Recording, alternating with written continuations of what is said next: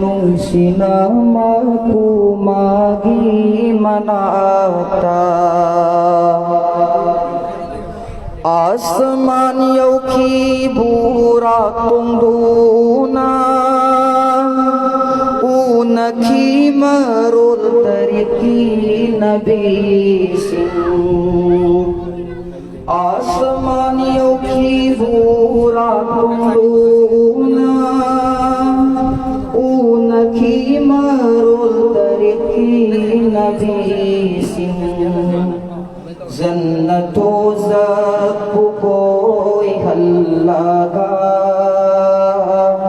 जन्नतो ज़ब्बु कोई हल्लागा सिदरतुल मुंतहा यौखी बानी जन्नतो ज़ब्बु कोई हल्लागा सिदरतुल मुंतहा यौखी बानी acan bamanay to nung sinama kumagi manata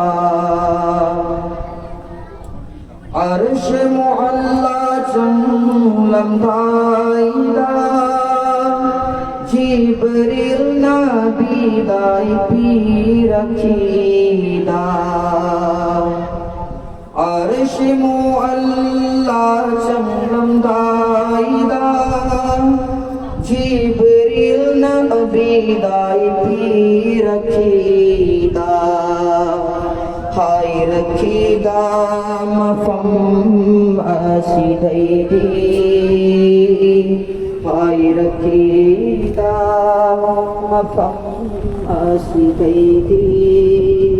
Rasulullah ki ijazatni Hai rakida mafam asidaidi Rasulullah ki ijazatni Kau bani acan bamanay to nung sinama kumagi manata una badam pumanayani pirakida namaz matam yang khay una badam pumanayani pirakida namaz matam yang khay ummat ki wakal tawru bata ummat ki wakal tawru bata hantahan ki yang khaybu magada ummat ki wakal tawru bata hantahan ki yang khaybu magada kau kibani acan bamanay to kau kibani acan bamanay to nung sinama kumagi manata zamin dasu asman dasu ummat ki mai japu ki bamahaki zamin dasu asman dasu ummat ki mai japu ki bamahaki tungguin naleli bato tungguin naleli bapunsi mai thung do karam utuni nabida tunggu inda nale liba punsi mai thung do karam utuni nabida câu khi bani achan banganai do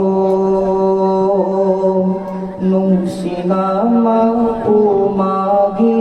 manata meraz ki khungcha duda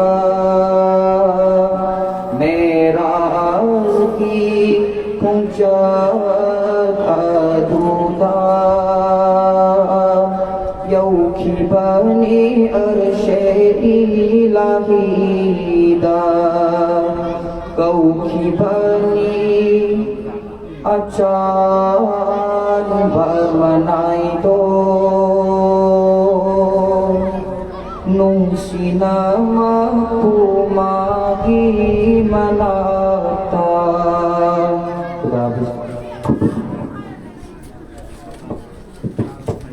Mashallah, and thank you Hafiz Mujahid for presenting your graceful opening note regarding with this inaugurational function of Zamzam football turf. Now we have the program presentation of pledges to the dignitaries of today's inaugurational function of Zamzam football turf. So, the ladies teachers of 5-star English High School are requested to come forward on the stage to present the message to all the dignitaries of today's inaugurational function of Zamzam football turf, Hauri Victorian Hanbi, Dab, near 5-star English High School.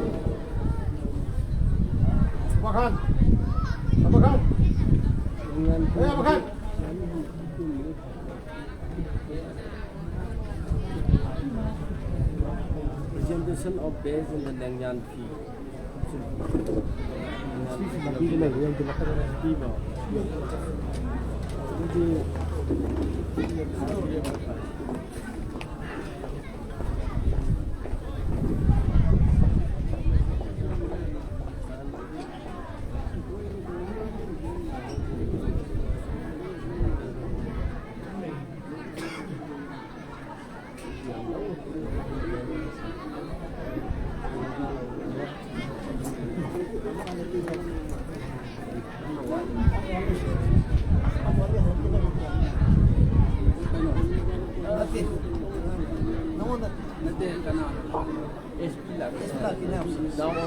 Thank you, ladies teachers of 5-star English High School, for your kind cooperation in today's inauguration function by presenting the basis as well as Lengan fee to all the dignitaries of today's inauguration function of Zamzam football turf, Hauri Victorian and Bidda. Now we have the keynote address, our welcome address, to be presented by Maulana Habibullah, Secretary Anjuman. May I request Maulana Habibullah, Secretary Anjuman, to present the welcome address regarding with our today's inauguration function of Zamzam football turf, Hauri Victorian Hanbi, Dam. Assalamualaikum warahmatullahi wabarakatuh. Nasigi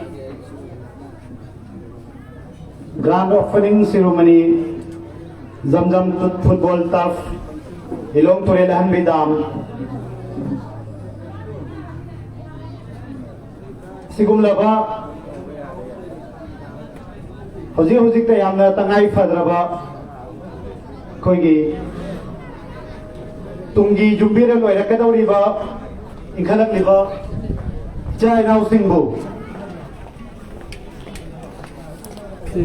ꯃꯁꯥ ꯃꯎ ꯐꯅ ꯑꯃꯗꯤ ꯇꯤꯟꯖꯪ ꯀꯥꯏꯖꯪꯗꯕ ꯑꯗꯨꯒꯨꯝꯂꯕ ꯈꯨꯟꯅꯥꯏ ꯑꯃ ꯑꯣꯏꯅꯅꯕꯒꯤ ꯄꯥꯟꯗꯝꯗ ꯉꯁꯤꯒꯤ first ꯂꯤꯂꯣꯡ AC ꯒꯤ ꯑꯣꯏꯕ ꯑꯍꯥꯟꯕ ꯑꯩꯈꯣꯏꯒꯤ ꯂꯤꯂꯣꯡ ꯑꯦꯁꯤꯒꯤ ꯑꯣꯏꯕ ꯑꯍꯥꯟꯕ ꯄꯤꯛꯂꯕꯁꯨ ꯄꯤꯛꯅ ꯑꯩꯈꯣꯏꯒꯤ 6A ꯁꯥꯏꯠꯀꯤ ꯑꯣꯏꯕ ꯖꯝꯖꯝ ꯐꯨꯠꯕꯣꯜ ꯇꯔꯐ ꯑꯁꯤ ꯃꯤꯌꯥꯝꯗ ꯈꯨꯠꯁꯤꯟꯅꯕꯒꯤ ꯊꯧꯔꯝ ꯑꯃ ꯄꯥꯡꯊꯣꯛꯅꯕꯒꯤꯗꯃꯛꯇ ꯕꯥꯇꯣꯟ ꯇꯧꯖꯔꯨꯕꯗ ꯌꯥꯝꯅ ꯍꯔꯥꯎꯅ ꯌꯥꯕꯤꯔꯛꯈꯤꯕ ꯏꯀꯥꯏ ꯈꯨꯝꯅꯖꯔꯤꯕ ꯉꯁꯤꯒꯤ ꯆꯤꯐ ꯒꯦꯁꯀꯤ ꯐꯝꯐꯝ ꯂꯥꯡꯗ ꯂꯦꯡꯁꯤꯟꯕꯤꯒꯗꯕ ꯗꯥꯛꯇꯔ ꯑꯦꯁ ꯏꯕꯣꯝꯆꯥ ꯁꯤꯡ MPS ꯃꯍꯥꯛꯁꯨ ꯄꯨꯡ 2ꯗ ꯌꯧꯔꯛꯄꯒꯤ ꯇꯥꯏꯃꯤꯡ ꯂꯩꯈ꯭ꯔꯦ ꯑꯗꯨꯕꯨ ꯍꯧꯖꯤꯛ ꯂꯩꯔꯤꯕ ꯂꯩꯕꯥꯛꯀꯤ ꯁꯤꯆꯨꯋꯦꯁꯟꯁꯤꯅ ꯃꯔꯝ ꯑꯣꯏꯔꯒ ꯍꯧꯖꯤꯛ ꯂꯝꯕꯤꯗꯗꯤ ꯂꯩꯔꯦ ꯃꯤꯅꯠ 2-3-5ꯗꯗꯤ ꯌꯧꯁꯤꯜꯂꯛꯑꯅꯤ ꯏꯟꯁꯥꯜꯂꯥ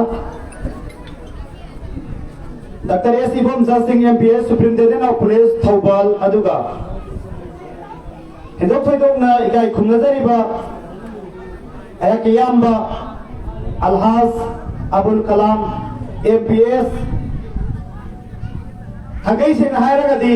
ꯑꯩꯈꯣꯏꯒꯤ ꯄꯥꯡꯒꯜ ꯈꯨꯟꯅꯥꯏꯗ ꯃꯍꯥꯛꯀꯨꯝꯕ ꯃꯁꯛ ꯊꯣꯛꯄ ꯑꯗꯨꯒ ꯐꯤꯗꯝꯅꯤꯡꯉꯥꯏ ꯑꯣꯏꯕ ꯑꯣꯐꯤꯁꯔ ꯍꯥꯏꯔꯒꯗꯤ 1, 2, 3 ꯑꯣꯏꯅ ꯊꯤꯕꯗ ꯑꯩꯈꯣꯏꯒꯤ ꯂꯤꯂꯣꯡꯒꯤ ꯑꯣꯏꯅꯗꯤ ꯑꯃꯈꯛꯇ ꯉꯥꯏꯔꯕ ꯑꯗꯨꯒ ꯃꯅꯤꯄꯨꯔꯒꯤ ꯑꯅꯣꯠꯄꯗꯗꯤ ꯑꯅꯤꯁꯨꯕꯗ ꯂꯩꯔꯤꯕ ꯑꯩꯈꯣꯏꯒꯤ ꯏꯌꯥꯝꯕ ꯑꯜꯍꯥꯖ ꯑꯕꯨꯜ ꯀꯂꯥꯝ ꯃꯍꯥꯛꯄꯨꯁꯨ ꯉꯁꯤꯒꯤ ꯑꯁꯤꯒꯨꯝꯂꯕ ꯖꯝꯖꯝ ꯇꯔꯐ ꯑꯁꯤ ꯃꯤꯌꯥꯝꯗ ꯈꯨꯠꯁꯤꯟꯅꯕꯒꯤ ꯊꯧꯔꯝ ꯑꯁꯤꯒꯤ ꯕꯥꯇꯣꯟ ꯇꯧꯔꯨꯕ ꯃꯇꯝꯗ ꯍꯔꯥꯎ ꯑꯩꯒꯤ ꯂꯩꯀꯥꯏꯒꯤꯅꯤ ꯑꯗꯨꯒ ꯑꯗꯨꯇꯁꯨ ꯅꯠꯇꯅ ꯃꯅꯤꯄꯨꯔ ꯄꯨꯝꯅꯃꯛꯇ ꯁꯥꯟꯅꯕ ꯑꯁꯤꯕꯨ ꯌꯣꯛꯈꯠꯅꯅꯕꯒꯤꯗꯃꯛꯇ ꯑꯗꯨꯒ ꯉꯁꯤꯒꯤ ꯇꯨꯡꯒꯤ ꯌꯨꯝꯕꯤꯔ ꯂꯩꯔꯛꯀꯗꯧꯔꯤꯕ ꯌꯨꯠꯁꯤꯡꯕꯨ ꯃꯄꯥꯡꯒꯜ ꯂꯩꯕ ꯇꯤꯖꯪ ꯀꯥꯏꯖꯪꯗꯕ ꯑꯗꯨꯒꯨꯝꯂꯕ ꯁꯃꯥꯖ ꯑꯃ ꯁꯣꯁꯥꯏꯇꯤ ꯑꯃ ꯁꯦꯝꯅꯕꯒꯤꯗꯃꯛꯇ ꯑꯆꯧꯕ ꯊꯧꯗꯥꯡ ꯗꯥꯏꯇ ꯂꯧꯕꯤꯔꯤꯕ ꯏꯌꯥꯝꯕꯕꯨꯁꯨ ꯁꯤꯟꯖ ꯂꯥꯡꯖꯔꯤꯕꯁꯤꯡꯒꯤ ꯃꯥꯏꯀꯩꯗꯒꯤ ꯇꯔꯥꯝ ꯂꯧꯁꯤꯟꯖꯔꯤ ꯑꯗꯨꯒ ꯊꯣꯏꯗꯣꯛ ꯍꯦꯟꯗꯣꯛꯅ ꯏꯀꯥꯏ ꯈꯨꯝꯅꯖꯔꯤꯕ ꯅꯨꯡꯁꯤꯖꯔꯕ ꯑꯩꯒꯤ मियासाब अलहाज मौलाना मुहय्यिद्दीन मज़ाहिरी असिगुमलबा समाज असिदा सोसाइटी असिदा तुंगी युम्बीने लोयरकदोरिबा इचा इनाउसिंगबु ड्रगदगी निशादगी मोइबु पुथोरकलगा अदुगुमलबा मसा मौफबा समाज अमा एजुकेशन की लमदा अमदी स्पोर्ट्स की लमदा यम चंग लैबा खुनाय अमा सेमनबगिदमक्ता अचौबा दायित्व लौबीरिबा यूनाइटेड मैतई पांगल कमिटी मणिपुर की प्रेसिडेंट ने थौपुबीरिबा अदुगा अखोइगी अंजुमन इस्लाही मुआशरा लिलोंगी कोऑर्डिनेटर सोइबीरिबा आइगी मेसापुसु हनियारी दना थागत फोंदोक्चरी असिगुमलबा लैबाकी इसागी चिल्लबा मतंबो ngahak कायथोक्तुना तंगाई फदना याउदबा यादे हाइबिगे वखललोन ngasiगी असिगुमलबा जमजम तफ मियामदा खुसिन्नबगी नुमित असिदा लाक्पीदुना ngasiगी थौरम असिबु मसक थोगनबिबगिदमक्ता हानिंगाई दन थागतबा फोंदोक्चरी खुगी ngasiगी खुगी मांगदा उरिबा यामना पिकअपस्तु पिकना मियांग मांगदा लेजरीबा जमजम तरफसी यामना तेलबा मतमगी मनुंगदा खोई याकी यामबा अलहाज जाकिर हुसैन मांगना सोबा दायित्व अमा लौबीरगा ngasiगी तफसी थमजखिबनी तसेंगनमगी ओइना मसिदगी बिजनेस अमा तौरगा हाइरिबा तफसी तौरगा अखोई ꯆꯥꯎꯈꯠꯅꯅꯕꯒꯤ ꯐꯦꯃꯤꯂꯤ ꯃꯦꯟꯇꯦꯟ ꯇꯧꯅꯕꯒꯤꯗꯃꯛꯇ ꯊꯝꯖꯈꯤꯕ ꯇꯔꯞ ꯅꯠꯆꯗꯦ ꯇꯁꯦꯡꯅꯃꯛꯀꯤ ꯑꯣꯏꯅ ꯑꯩꯈꯣꯏꯒꯤ ꯁꯣꯁꯥꯏꯇꯤ ꯑꯁꯤꯗ ꯁꯃꯥꯖ ꯑꯁꯤꯗ ꯏꯟꯈꯠꯂꯛꯂꯤꯕ ꯑꯉꯥꯡꯁꯤꯡꯁꯦ ꯃꯇꯧ ꯀꯔꯝꯅ ꯑꯩꯈꯣꯏꯒꯤ ꯌꯥꯝꯅ ꯁ꯭ꯄꯣꯔꯠꯁꯀꯤ ꯂꯥꯏꯟꯗ ꯃꯤꯒꯤꯗꯗꯤ ꯑꯩꯈꯣꯏꯒꯤ ꯈꯨꯟ ꯈꯨꯗꯤꯡꯒꯤ ꯂꯩꯀꯥꯏ ꯈꯨꯗꯤꯡꯒꯤ ꯁꯤꯒꯨꯝꯕ ꯇꯞꯁꯦ ꯃꯔꯤ ꯃꯉꯥ ꯂꯩꯈ꯭ꯔꯕ ꯃꯇꯝꯅꯤ ꯑꯗꯨꯕꯨ ꯑꯩꯈꯣꯏꯒꯤ ꯂꯤꯂꯣꯡ ꯃꯅꯨꯡ ꯑꯁꯤꯗ ꯄꯩꯁꯥ ꯄꯥꯏꯕ ꯑꯗꯨꯒ ꯃꯤꯌꯥꯝꯅ ꯁꯤꯟꯊꯥꯅꯕ ꯄꯩꯁꯥ ꯄꯥꯏꯔꯦꯅ ꯈꯟꯕ ꯃꯌꯥꯝ ꯑꯃꯗꯤ ꯂꯩ ꯑꯗꯨꯕꯨ ꯁꯤꯒꯨꯝꯕꯁꯤ ꯇꯧꯊꯣꯔꯛꯇꯕ ꯑꯗꯨꯕꯨ ꯇꯉꯥꯏ ꯐꯗꯅ ꯋꯥꯔꯕꯁꯨ ꯋꯥꯅ ꯑꯁꯤꯒꯨꯝꯂꯕ ꯑꯩꯒꯤ ꯈꯨꯟ ꯂꯩꯀꯥꯏ ꯑꯁꯤꯗ ꯈꯨꯡꯒꯪ ꯑꯁꯤꯗ ꯑꯁꯤꯒꯨꯝꯂꯕ ꯇꯞ ꯑꯃ ꯇꯉꯥꯏ ꯐꯗꯦꯅ ꯈꯜꯂꯒ ꯉꯁꯤꯒꯤ ꯇꯞ ꯑꯁꯤ ꯇꯦꯜꯂꯕ ꯃꯇꯝꯒꯤ ꯃꯅꯨꯡꯗ ꯍꯣꯠꯅꯖꯔꯒ ꯃꯌꯥꯝꯗ ꯈꯨꯠꯁꯤꯟꯅꯕꯒꯤ ꯅꯨꯃꯤꯠ ꯑꯗꯨ ꯉꯁꯤ ꯂꯧꯖꯕꯅꯤ तसेंगनमकी ओइना हाइरबदा अखोई सिगी तपसि नत्रगसु अतोपा तौबा याबा बिजनेस मयाम अमा खक्ति लैबनी अदुना मयामना लाना वखल उबिगनु तुंगी युबिरे लेकदरिबा इचाइनाव मयाम असे कोई स्पोर्ट्स की लाइन दा स्पोर्ट्स की फील्ड असिदा कोई पुरकनबगी दमकता अदुगा मसासो हजिक 5 सर्विस हाई स्कूल की फाउंडर ओइना स्कूल की अंगांसिंग सेंगननबगी अंगांसिंगबु नसीगी समाज असिदा मतिक मगुल लैबा तुगी खुनाय अमा युबे लमा same ngamnanabagi dabakta matam sangladagi कुर्बानी पीरगा दायित्व लौरगा लाक्सरिबनी मनम अदुना अखोइगी नसीगी ग्रांड ओपनिंग सिरुमनी असिगी खुदोंग चाबा लौदरगा तसेंगनमकी ओइना अखोइगी सिदा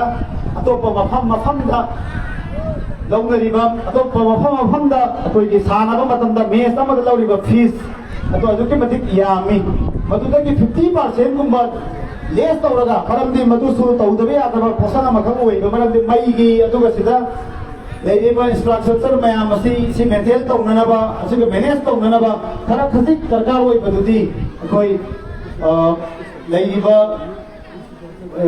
लाकदौरिबा कोइगी प्लेयर सिंग अदुदगी खितिक्तन अखोइ एदौजबनी अदुना अदु हंगना अखोइ अखोइगी लेमहौननबा नत्रगना मदुना सोबा करी सेंफम अमा साननबगी वखलोद थमजबा फिस नते अदुबु मरुइना अखोइगी गसीगी जमजम तफुसी कोइगी तुरेलान बे अतौ गोम जीबी की मनुंगदा लेरक पसिमक यामना हराउजनिङाइनी अदुना लेकाय असिदा खुलसिदा लेरिबा इचा इनाउ क्वाइ पुनमंगना कोइ गसीगी सिगुमलबा तफसिगी खुदोंग साबा लौमिनसी अदम लांगे करिगिनो नाता साइलेंट लाइसे स्टूडेंट सिंग सुयाउरी करिगिनो बदम लांगे बदो नाता तमिना लेबियो आगदे अदुना ngasiगी asigumlaba jamjam tafasi अगुमनबगी दमकता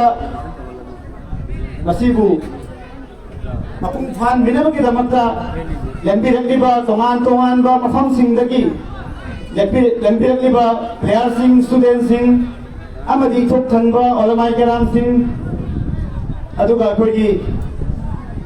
इलोंग पीएसकी सारोसी मसासु लागा मफम सिदलई माक पसोइकाई खुंदबा उच्चरी अदुगा मखाता ना कोइगी नसीगी प्रोग्राम असी मसक थोप प्रोग्राम अमा वहन बिनबगी दमकता कोइगी मरुइना कोइगी याम्बा कोइगी दाइस लेंसन बिरेबा मेसाबा मदि याम्बा वफम थमा मतमदा कोइ खरा लैरिबा ngang सिदा तुंगी ओइबा तौगदबा मसुंग तौरपा याबा शरीयत अमसुंग इस्लाम नसु याबा करिनो हाइबा वफमदो थमिरकनि हाइबा आसा तौजै हाइबा वफमसि थमजरगा कीनोट अमदि वेलकम एड्रेस दिबदगी टेंशन दरे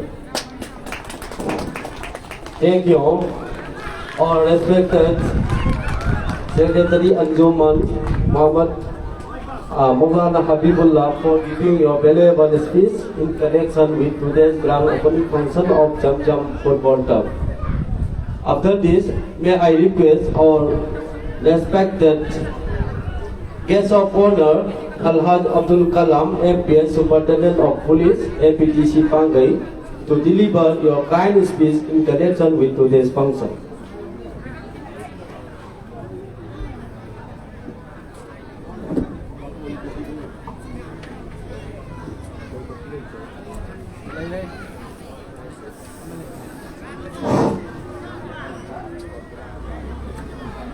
Ay, bakun hindi ka. Mana din? Sige, yora ba? Yora ka yan. Yora din. Paano guys? Ano tong?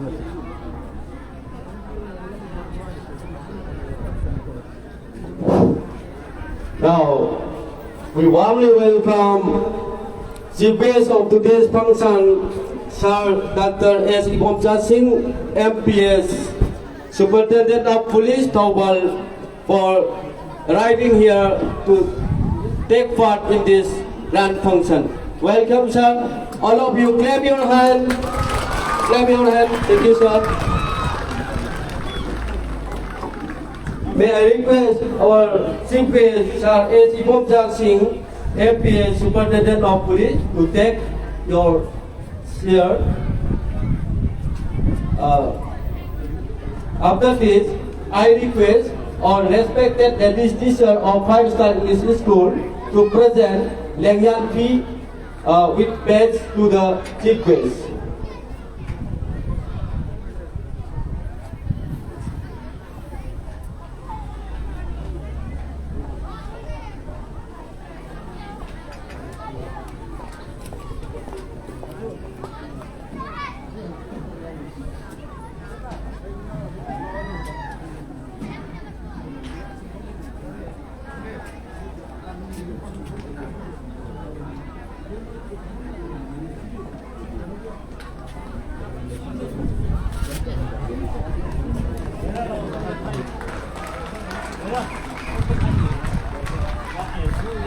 Thank you. As per schedule of this program,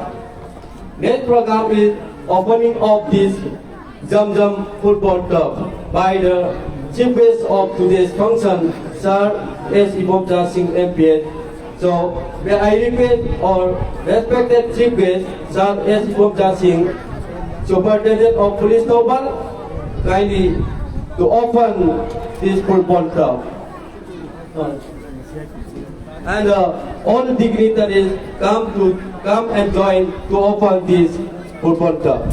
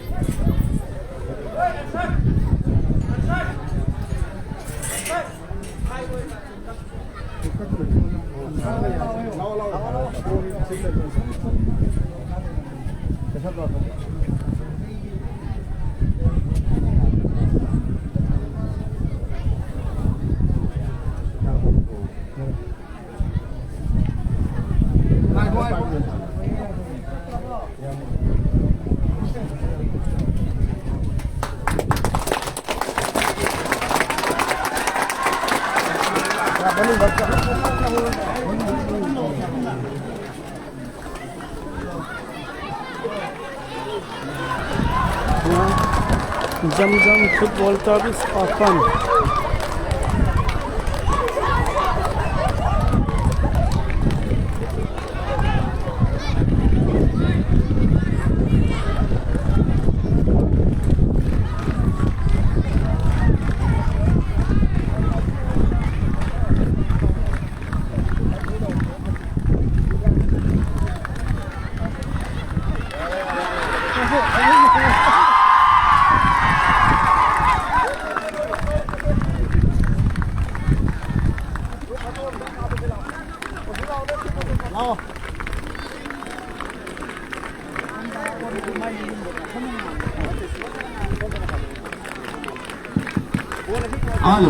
Thank you all the audience. Football fan of this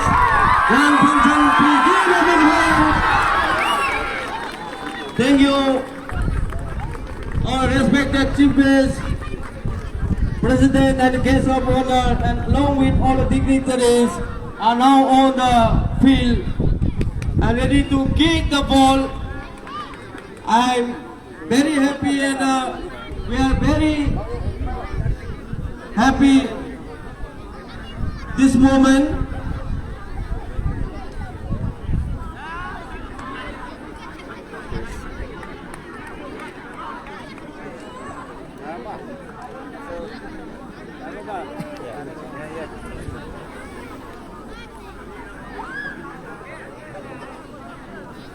The line thâm mà thế nào?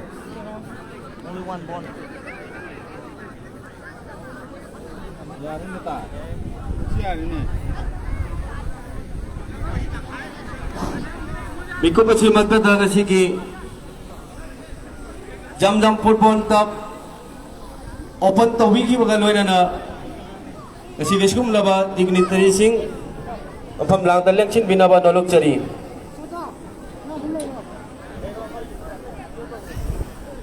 After this, I would like to proceed to this program. Now, may I request Sir Alhaj Abdul Kalam MPS, Superintendent of Police, APTC, to deliver your kind speech in connection with today's function.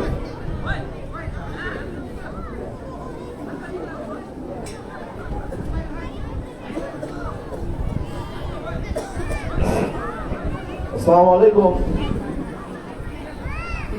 Hành đâu mà này xem. Ngasinya siyong lama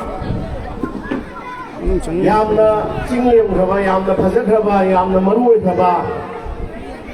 ngasinya siyong lama jam aikoi gi nungsiraba aikoi khudima ki thamoi de yaudana leiraba aduguma Allah Rabbul Izzat ki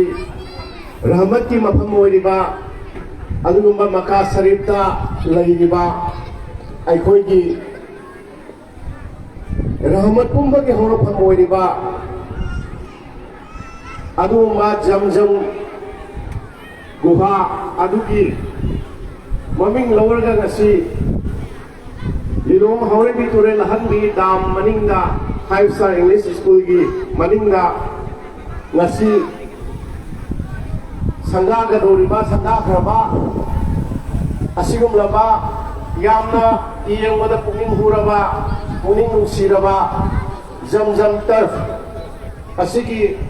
grand opening ceremony asida Zigwes ki pambam langda lengsin biriba ikai kumna zariba Sri Dr. S. Ibomsa Singh MPS Superintendent of Police Aina Senior Officer of Jiba Aina Officer Sir ikai kumna zaraba nyam namakka English lang namakka lidong namakka Manipur Maitai Pangalamadi Pangal society na natin na Manipuri ano ba tungay kaya na maroy ba tudang lobi di ba ay hikay kung nasa di ba Maulana Muhyiddin Mazhari President UMPC Manipur hikay kung nasa di ba Iyamba MP Abdul Salam Eli Special ex Jila Parishad member hikay kung nasa di ba Alhaz Zakir Founder 5-star English High School Amadi Assistant Inspector Oina Sulay Biriba Loina na ay ginong si Zerebay now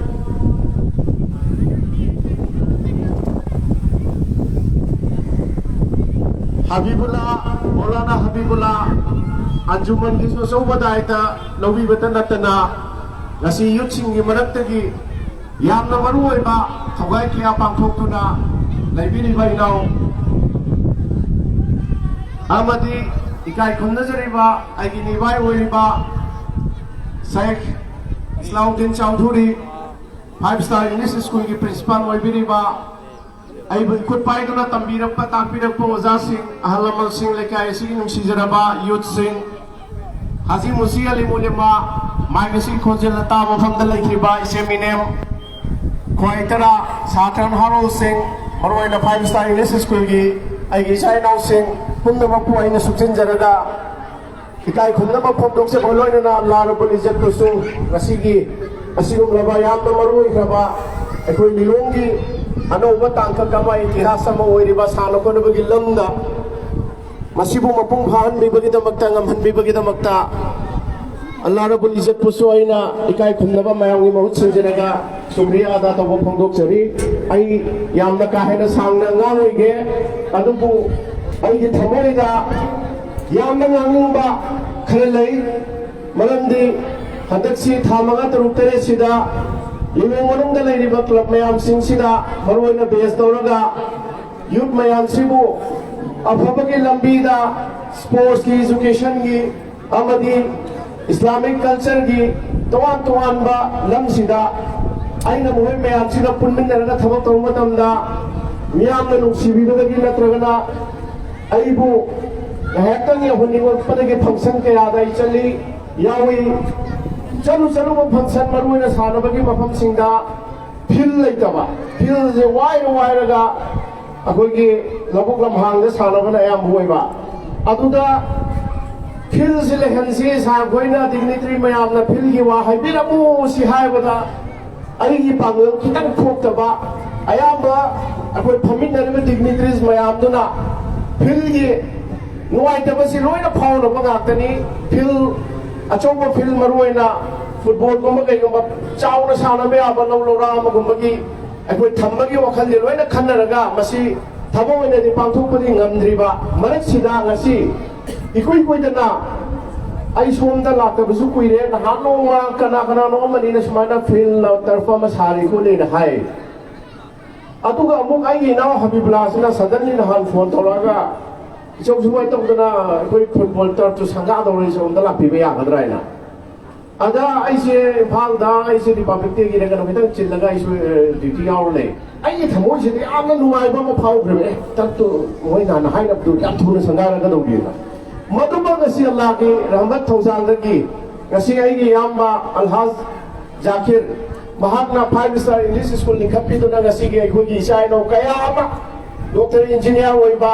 तोवान तोवान profession द चतरा महै मसिंग हैदना गसी मिरक तिनबा ओइसी के मथत मका माना गसी लिंक तौबिदना मका तरफ संगादना गसी मियामना खुसिना बसया मागी दमक्ता अहोबा खुबा मा मयामदगी आई निजरी काइते याम मसिगी को गुस्सा को हाफी सनो मा दहुना आइगी यामा कोई अलहाज जाकिर दहन जाकिर दहुना कोई की लम द लेग्रिबा खुन द लेग्रिबा मरुइना लिलोंगी माइनॉरिटी ओइबा साइगी आई ना होबिब्लाना मागी कीनोट एड्रेस पी बदा हायरम मिसी मौलाना ना अतोपा खुन मरुइना खदा हागेट गाददी तब से मैम लेग्रिबा आइना हंद केरला दा साउथ इंडिया लो कोई बसपददा कोजिकोदा चंगमे अदुदा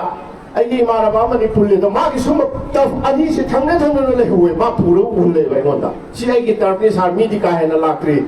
दो सरकाउ सिरा गायना सकमाला सिगा सकमाला सुमाइना अनि थंगना अदो अखोइ सिददि यो लाइबा फरबनि हांगकी तरफ से लिलोंग मनुंगी से ngasi लिलोंग दाम 5-star इंग्लिश स्कूल की रोड सिगी मया सिदा अखोइ द सिंगबिरे से अल्लाह रब्बुल इज्जत की मथते सचौबा शुक्रिया अखोइ तौगदबनि मसीना ngasi मांदो उखिबा फमखिबा जायनो मयाम से मसीगी से मखोइ के हयें सारनबा मखोइ खितंग स्टैंडर्ड ओइना काउंटिंग पकांदा मखोइ अचौबा खुदों जाबा म पीरबनि 5-star इंग्लिश स्कूल की मया द लेगिबा जमजम टर्फ सिदा नतबा टर्फ 5-3 अखोइ लेरकनबा अखोइ वखन थमसी इंशाअल्लाह लोइना बा आइना हाइनिंगबदी तरफ से नुपा मसा सिंह काउगी पोट अमा लेगनेबा सिदा फमी से नुपी मसा सिंह लाइसे लोइना साफटपा चावरबा गातने पुकप हयें मकोइना सानेनिंगबा यावर कांदसो आइगी मोर ओइनादि जमजम की कमिटी तरफ कमिटी असिना नुपी सिंह ओइबा अखोइ लिरोंग मनुना सुम काउबा यावबनी करियोंबा मदुगी रिक्वेस्ट लागदी नोंग मतम अमा काइथोपिरगा और पार्टिकुलर मतम अमा काइथोगा मकोइ बुसो काउहनबा खुदोंग जाबदो आइ थमनिंगी मरमदी अखोइना खो आइना याम तोइना लाउजरे दो मफम चलगा अखोइना चलिसि खोंगना अमदा चटपा यादेबा नुपासु सिमगदबनी नुपा मसा सिंसु युट हाइबसिददि नुपीसु चलिबनी नुपासु चलिबनी नुपागिदि खुदोंजाबा फंगे नुपी मसा सिंगे अखोइना खंद्रगदि नुपा अखोइना खंद्रगदि नुपातना डोमिनेट तौबा सोसाइटी अमदा अदुदा चट्रगदि अखोइ चाउखटपा मफुं फारोयबा सिमा हाइजगे अनिसुबा अमना हौजिक ꯂꯤꯂꯣꯡꯒꯤ ꯃꯐꯝ ꯀꯌꯥꯗ last 3-4-5 monthsꯤꯗ ꯗꯤꯕ꯭ꯂꯞꯃꯦꯟꯒꯤ ꯑꯣꯏꯕ ꯇꯣꯉꯥꯟꯕ ꯑꯦꯛꯇꯤꯚꯤꯇꯤꯁ ꯎꯔꯛꯑꯃꯅꯤ ꯍꯧꯖꯤꯛ ꯑꯣꯅꯔꯦꯕꯜ MLAꯅ ꯂꯤꯗ ꯇꯧꯔꯒ ꯍꯧꯖꯤꯛ ꯂꯝꯕꯤ ꯀꯟꯅ ꯁꯦꯝꯕ ꯃꯁꯥꯃꯛ ꯐꯤꯜꯗ ꯀꯨꯝꯃꯒ ꯑꯩꯈꯣꯏ ꯎꯔꯦ ꯀꯟꯅ ꯁꯦꯝꯃꯛꯏ ꯃꯁꯤꯒꯤꯗꯃꯛꯇꯁꯨ ꯑꯩꯈꯣꯏ ꯂꯥꯏꯕꯛ ꯐꯕꯅꯤ ꯃꯥꯒꯤꯗꯃꯛꯇꯁꯨ ꯗꯨआ ꯇꯧꯁꯤ ꯑꯣꯅꯔꯦꯕꯜ MLAꯅ ꯉꯝꯕꯒꯤꯁꯨ ꯇꯧꯔꯛꯁꯅꯨ ꯑꯩꯈꯣꯏꯅ ꯉꯝꯕꯒꯤꯁꯨ ꯇꯧꯁꯤ ꯄꯨꯟꯅ ꯇꯧꯃꯤꯟꯅꯔꯒ ꯂꯤꯂꯣꯡ ꯆꯥꯎꯈꯠꯄ ꯑꯣꯏꯍꯟꯁꯤ ꯀꯔꯤ ꯀꯥꯏꯒꯦꯕ ꯃꯌꯥꯝ ꯆꯥꯎꯈꯠꯄ ꯍꯥꯏꯕꯁꯦ inclusive ꯑꯣꯏꯅ ꯆꯠꯀꯗꯕꯅꯦꯕ inclusive ꯍꯥꯏꯕꯗꯤ ꯄꯨꯂꯞ ꯄꯨꯟꯕ ꯑꯩꯈꯣꯏ ꯃꯌꯥꯝꯁꯦ ꯑꯣꯖꯥꯅ ꯉꯝꯕꯅ ꯁꯥꯇ꯭ꯔ ꯇꯥꯡꯉꯛꯄ ꯁꯥꯟꯅꯔꯣꯏ ꯃꯌꯥꯝ ꯄꯊꯥꯞꯅ ꯍꯧꯖꯤꯛ ꯉꯔꯥꯡ ꯃꯁꯣꯏ ꯄꯊꯥꯞꯀꯤꯗꯤ ꯌꯥꯎꯕ ꯉꯝꯍꯧꯗ꯭ꯔꯦ ꯉꯔꯥꯡ ꯑꯆꯧꯕ ꯃꯣꯏꯒꯤ ꯐꯪꯁꯟ ꯇꯧꯏ ꯄꯊꯥꯞꯅ ꯉꯁꯤ ꯂꯤꯂꯣꯡꯒꯤ ꯑꯆꯧꯕ ꯃꯤꯡꯆꯠ ꯄꯨꯈꯠꯂꯛꯑꯦ ꯐꯨꯠꯕꯣꯜꯒꯤ ꯂꯝꯗ ꯂꯤꯂꯣꯡ ꯌꯨꯅꯥꯏꯇꯦꯗ ꯀ꯭ꯂꯕ ꯄꯨꯟꯁꯤꯜꯂꯒ ꯀ꯭ꯂꯕ ꯃꯌꯥꯝ ꯀ꯭ꯂꯕ 50 ꯄꯨꯜꯂꯒ ꯑꯆꯧꯕ ꯑꯦꯛꯇꯤꯚꯤꯇꯤ ꯃꯌꯥꯝ ꯇꯧꯔꯛꯑꯦ ꯑꯁꯨꯃꯥꯏꯅ ꯍꯧꯖꯤꯛ ꯑꯩꯈꯣꯏꯒꯤ ꯑꯦꯟꯇꯤ ꯁꯣꯁꯤꯌꯦꯜ ꯑꯦꯛꯇꯤꯚꯤꯇꯤꯁꯀꯤ ꯂꯝꯗꯁꯨ ꯑꯟꯖꯨꯃꯟ ꯗꯦꯠ 17 ꯑꯗꯨꯋꯥꯏꯗꯒꯤ ꯑꯆꯧꯕ एंटी सोशल एलिमेंट्स मथक्ता मखोइबु भाप ताहनबा मखोइबु फत्तबदगी कन्बीनबा अचौबा प्रोग्राम अमा पाइखत्कनि हाबिगे एगोंदा थाजबदुगी पाउ फंगे अदुना अंजुमन दसु खोइ मयाम सपोर्ट तौसेबा करि गाइगेबा अंजुमन फत्ते फत्तेना लाउरिबा एखोइसे अंजुमन ngasi लिलोंगी दमत मुंबई मरो बरत चलगा ngasi लिलोंगु एंटी सोशल एलिमेंट दगी कन्मगन दम होना खरनेबा अदुमने बाइना अंजुमन द खोइ संसन संने लाउरिसि अदुगा Medical lamda su English school 5-star English school le sumada English school private school da khar ba mayam se mama papa mayam se ya mwana tham na khane ba aduna jogi sai ga fu se ai koi na competition ni lamda puraga competition huji ti cut short competition la si chai no si ba khoi ga si chuti ya mun da khani ne koi ga jen phani ba koi na bhata ga da ne ba huji ti competition se me ki sima ba da am khan mane ba mi sa ma da am khan mane ba अतो अनदे कोई दिशा enough सिंसा हौसित के होना grammatical portion के होना GK के होना mathematics के होना नाम से personality overall masi miyam na sinagraba jam taf lilong turelan bidam lilong harai bi turelan bidam political ये लंग का स्वाइन हनिंग मसे हाँ तो रुकते तो politics तो बियो वाला कार होए बतो कोई जब politics में तब कोई सेवा होटल द फम मसे अब पता कोई मसौदा तो सेवा politics का ना तब माना दास की हर करी अमना नसीरी ने हर करी अमना अदुगी ने हर करी काना तब दा sita shar saben paher leire पुल्लगा थबक तो मिने से आवा फम मसी थमजरी लोइन ना आइला टेंशन ला काम दा somgi mama jang corner dana el messi leire si akhoi gi dabak ti lai ba khwai gi phabane maram di lai hyderabad ko gi manipur gi ata samani neymar leire marhum alimuddin na da masi khoi riasi ta samiram bane sidagi heda lai ba khomasi khoi kadai de lai gi na deba adubu akhoi na phatabadi uko akhoi na phatabasi oba Alhaz Alimuddin si Minister of Manipur ina mana sangaram bagi marbal da magi maming haga thiet padu pomla thiet laga thugai hrimni si khoi bhata si aduna sumba phatta bagi anti social oiba karika ne asuk chauma dang ni structure maduda ai khoi gi Manipur gi mani oiriba Allah na wa majanati thata thambi bo sunu khoi mamala lingni maming doi pomla thiet laga thugai hrimni masi ai khangau rim ya ngoina मसीसो मरी लेने बा authority दा हायरगा मागी ममिंग दो मरबल ना हागा अमो हलगा कोई तिसिल लंजे ई मसी नुवाई ते द्राई थमोय दे लेबनी अदुगा दाम एरिया सिदा एंटी सोशल एलिमेंट की थबक से कोई तहल लो सेबा दारुलुम एरिया दा एंटी सोशल एलिमेंट की थबक से ले लो सेबा दाम बाजार ले से दाम बाजार से ये लेखर रे पाबी राउना लमदम सिगी मरो मियो के आना मतम दुदा बाजार में साब दरकार ओइरे हैदराबाद बाजार साथिबनी अदुबो बाजार से मपुंग भारम मगा हौसिके खितंग मपुंग भारबगी मोंग मदा सिनबगी मोंग मदा लाए मसिसु कमिटी से रिफॉर्म तौरगा इनसा मोइ दिसुसिका हाजरमनी कमिटी से रिफॉर्म तौसेबा वन मैन कमिटी से सिदेंगे बा कोई दुनिया पुंबगी जगत पुंबगी कोई डेवलपमेंट दा फेल होरिसे जी मैम यानिंग बे आइंदा पता हाजियोबा वन मैन कमिटी से तो सेवा पुंसल लगा कोई सिंदूर जी चाय लो में हमसे स्मार्ट इज द लाभ म्यूजिक कोई पाए से स्मार्टफोन ने बा स्मार्टफोन पाए दे कोई से स्मार्ट ओइ बताए इसा मगै से स्मार्ट ओइने सेमम छाय बने बा कोई दिनो मसीरने निपा कोई सीगरे अहल मन बे हम सीगरा लोई ग्रे आई कोई जो मोय मतुम इंग्रनी अदुना दाम एरिया सिंग से यामना मरोय बगिने बा आइने के कंची थोकना लाउनी से दाम ये बाजार कमिटी से सेम दोक्सी एंटी सोशल एलिमेंट से नंगना मही थपने आइना थपन नतेबा नंगना निशा साबने आइना साब नतेबा मांगबदा दे कोई पुनंग मांगमिनयबा nangi paisa tingmani nangi matam mangmani nang nasa mangmani adu bu akhoi nang khakta mangbu du nate akhoi no uri se akhoi punna mangminai ba family ama mangba kanda damiria ki family punna mangi lilu mangba kanda manipur pangan mangba kanda manipur mange ba nakoi na di khalang mane ba magi mathau nate mana laurisi magi mathau nate anjum mana taurisi magi mathau nate dhanja khirne taurisi chumana khalang mane ba dubu minna bahai ba kan sida ai tom te hingba yate ba nuai minna se har ka khoi punna nuai minna ba ma darkar hoye ba do na hujik ai yam jungam jere roge ikai khumna jeri ba thowal gi khoi gi sp soi no pobire ba sari bom chala e ma su ai ga concept yam na mane respected charge ma su anti social element je yam nai khoi charge ma si gi against the lei bani ata chidi lei ni anti social element ti lei ni ai khoi gi hazrat market te gi masa hamil ga kabil ga masi mana adum hori ni ni adum ai nai khoi gi mana te lei ni adum anti social element me yam si nai khoi gi thak thangan ba dia te ba akhoi no hui control to la sat pom darkar hoye ba aduna hujiki akhoi sa su la abni na akhoi club me yang gi apun musu lei re UNPC su lei re dam ga su da hanja ke na chaw ro lam lau ga education gi lam da adagi sports gi lam da ko yaw sale shu ma na akhoi mafam da lirong ni mafam do se ai toina law du mafam ni fu yang kai da ne akhoi sports gi na trang education gi tai tai tawrisi ai na propose to ning ba ma ga dei ri hanja ke masa device law adagi 5-star English school da nasi ai sai naw sing gi moi di kana sana ba ya roi sida adubu makoi su sida phamal laga handwriting competition am ta tawsi ma gi mari leina ba prize do ai pi je makoi gi da mutta 5-star English school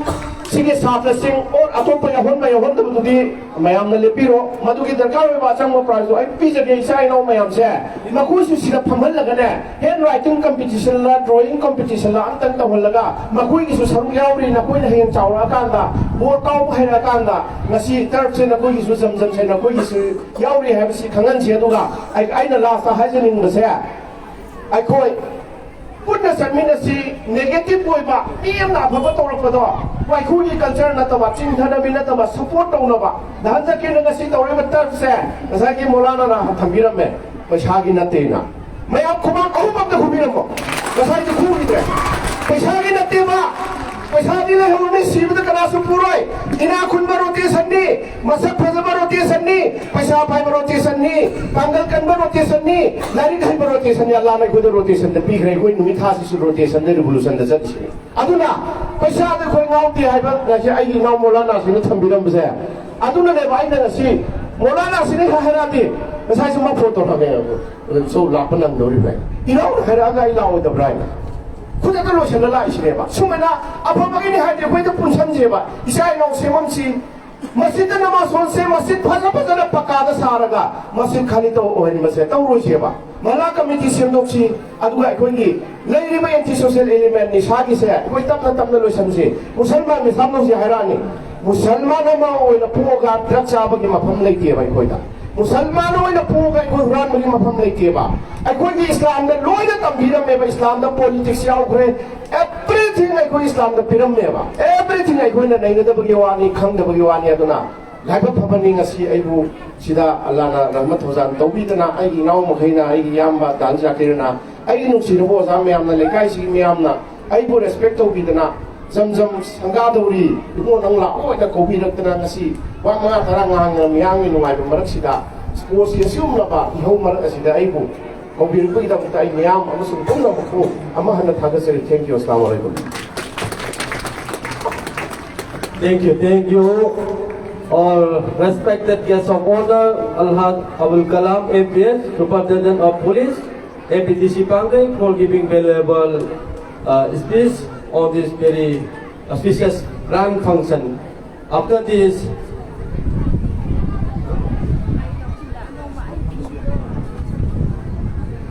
okay, I request the teacher of 5-star English High School to present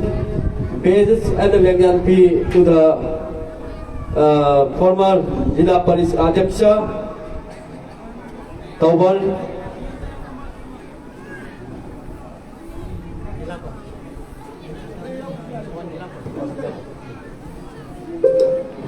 Once again, I request that this teacher 5-star English High School to present. Okay. Okay, next program is very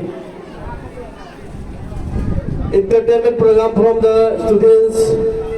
of 5-star English High School. Rhyme presentation by the students of 5-star English High School. Rhyme to be presented by Aisha and her party, pre-nursery. Pre-nursery students will present rhyme. In the meantime, I also request two teams of opening friendly match, Anjuman FC Lilong as well as Ultra Legend FC. Please come in the field and kindly dress up and warm up.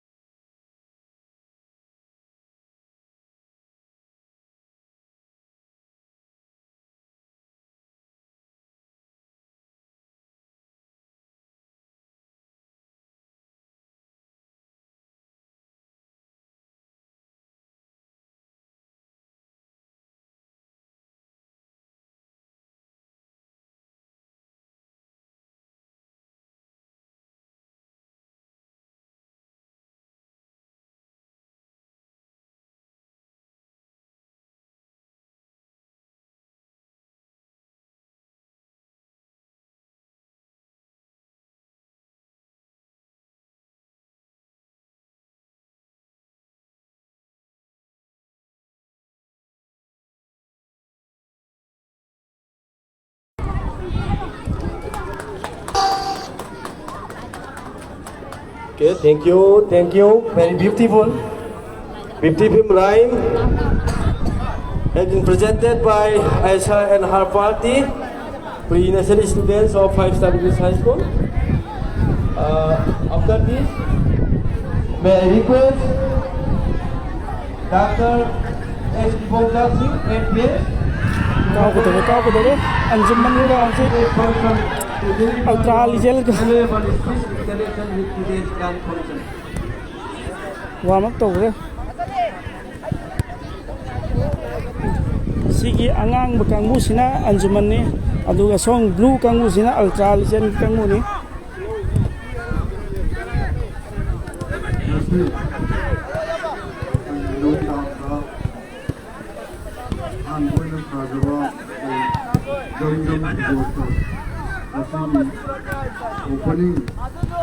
오픈 도가 방송에서가 그렇게 아비가 Ngap warm up tau basi yang mana sih? kolik di pakai juga lagi now present di dalam eksa juga इकाई खुमनजरबा अलहाज मौलाना वहीउद्दीन मजाहिरी president BMPC Manipur अदुगा अꯩꯒꯤ इनाव ꯑꯩꯈꯣꯏꯅ ꯂꯣꯏꯅꯗꯨꯅ ꯂꯩꯔꯤꯕ ꯍꯕꯤꯕꯨꯜꯂꯥ ꯄꯨꯟꯅ ꯏꯀꯥꯏ ꯈꯨꯝꯅꯖꯔꯤ ꯑꯗꯨꯒ ꯑꯩꯒꯤ ꯌꯦꯡꯁꯤꯟꯕꯤꯔꯤꯕ ꯗꯤꯁꯇ꯭ꯔꯤꯛꯀꯤ ꯑꯍꯜ ꯂꯃꯟ ꯄꯨꯝꯅꯃꯛ ꯄꯨꯝꯅꯃꯛ ꯌꯦꯡꯁꯤꯟꯕꯤꯔꯤꯕ ꯄꯨꯝꯅꯃꯛ ꯁꯥꯇ꯭ꯔꯁꯤꯡ ꯄꯨꯝꯅꯃꯛ ꯑꯩꯅ ꯏꯀꯥꯏ ꯈꯨꯝꯅꯖꯔꯤ ꯌꯥꯝꯅ ꯅꯨꯡꯉꯥꯏꯕ ꯌꯥꯝꯅ ꯑꯩꯅ ꯍꯦꯛ ꯎꯕꯗ ꯊꯥꯖꯗꯕ ꯑꯃꯅꯤ ꯁꯨꯃꯥꯏꯅ ꯐꯨꯠꯕꯣꯜ ꯑꯃ ꯑꯗꯨꯛꯀꯤ ꯃꯇꯤꯛ ꯗꯦꯗꯤꯀꯦꯁꯟ बोल हमको तो पहल लो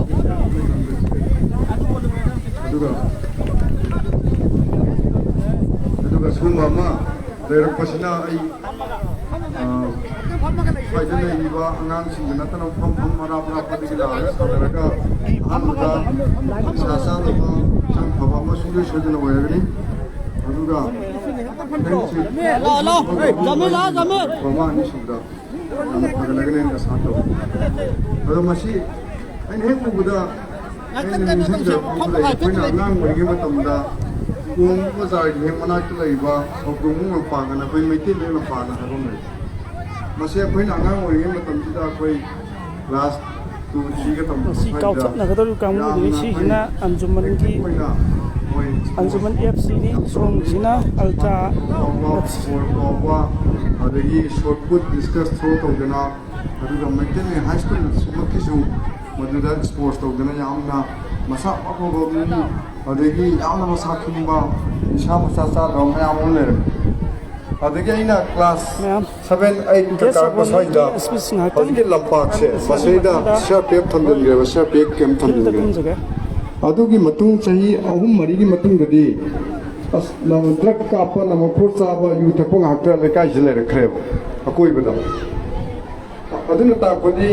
सानबु सानरबदि वखन फै सानबु सानरदि हचांग फै हचांग फैदि वखन फरे निसा सानिंद्रे अदुगा निसा साबसिंबुसु एडवाइस तोबो गमे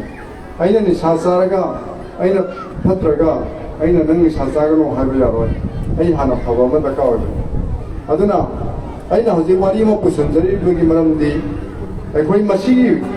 येंगो चाही मरी मंगागी मतुंगा मसीगी फुटबॉल तरफसिना कानाबा कयामना पुरकेदो अखोई ngaमिना सिगेंगि नसेरो अै गारंटी तौजरंगे लेकाइसिदा असुके मतिक अफबा सानरो पुथोकनी अदुदा सुनतना लेकाइसिदा लेरंबा निसा चाबो ओरो नुगा वखल चुमदबो ओरो असुके मतिक चुमथोकने अदुना आइना ngasi हाइर मीटिंग जे लेबिरिबा कोइ नहासिंग अदुगा पब्लिक लीडरसिंग सोसाइटी लीडरसिंग ना मसी अमतंग कोइ नोट तौसनबिरगा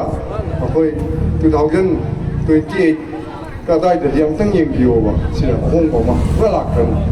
होंगो पुरा लाखबोइसनु अदुगा मसी फुटबॉल तपसिलगी अफबा समाज अमगी सिटीजन सेमदा माइ पाकपा ओइ विष्णु हाइदना सोना सान विष्णु हाइना हाइजेगे अदुगा अंजुमन FC लिलोंग अदुगा अल्ट्रा लेजेंड FC अनिमक मे सानैबा कांगुसिंग सोइना गामदबा सोपन यावदना बेस्ट ऑफ लक ओइबोरसनो हाइना अइ थमदरगा म्याल सलाम तकरि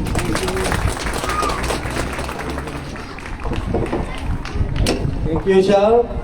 for a valuable speech.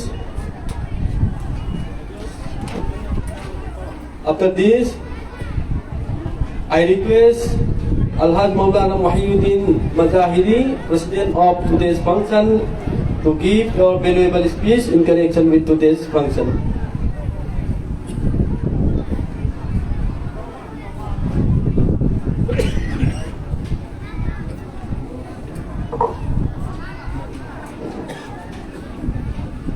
Assalamu alaikum. Endok thadok na ngasige yamna nungai na mapungja amasong ngasige jamjam football taraf magdokpagi ariba sanaba masibo miyamda sinabagi program nasige damakta GPS ke pamham langchen election biriba Sir Dr. S. Ikomdar Singh, MPS,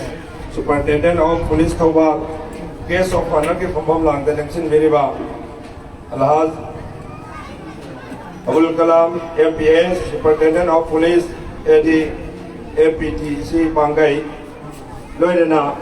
Maulana Abdul Salam Elias Faisal ex Jila Parasad Amasong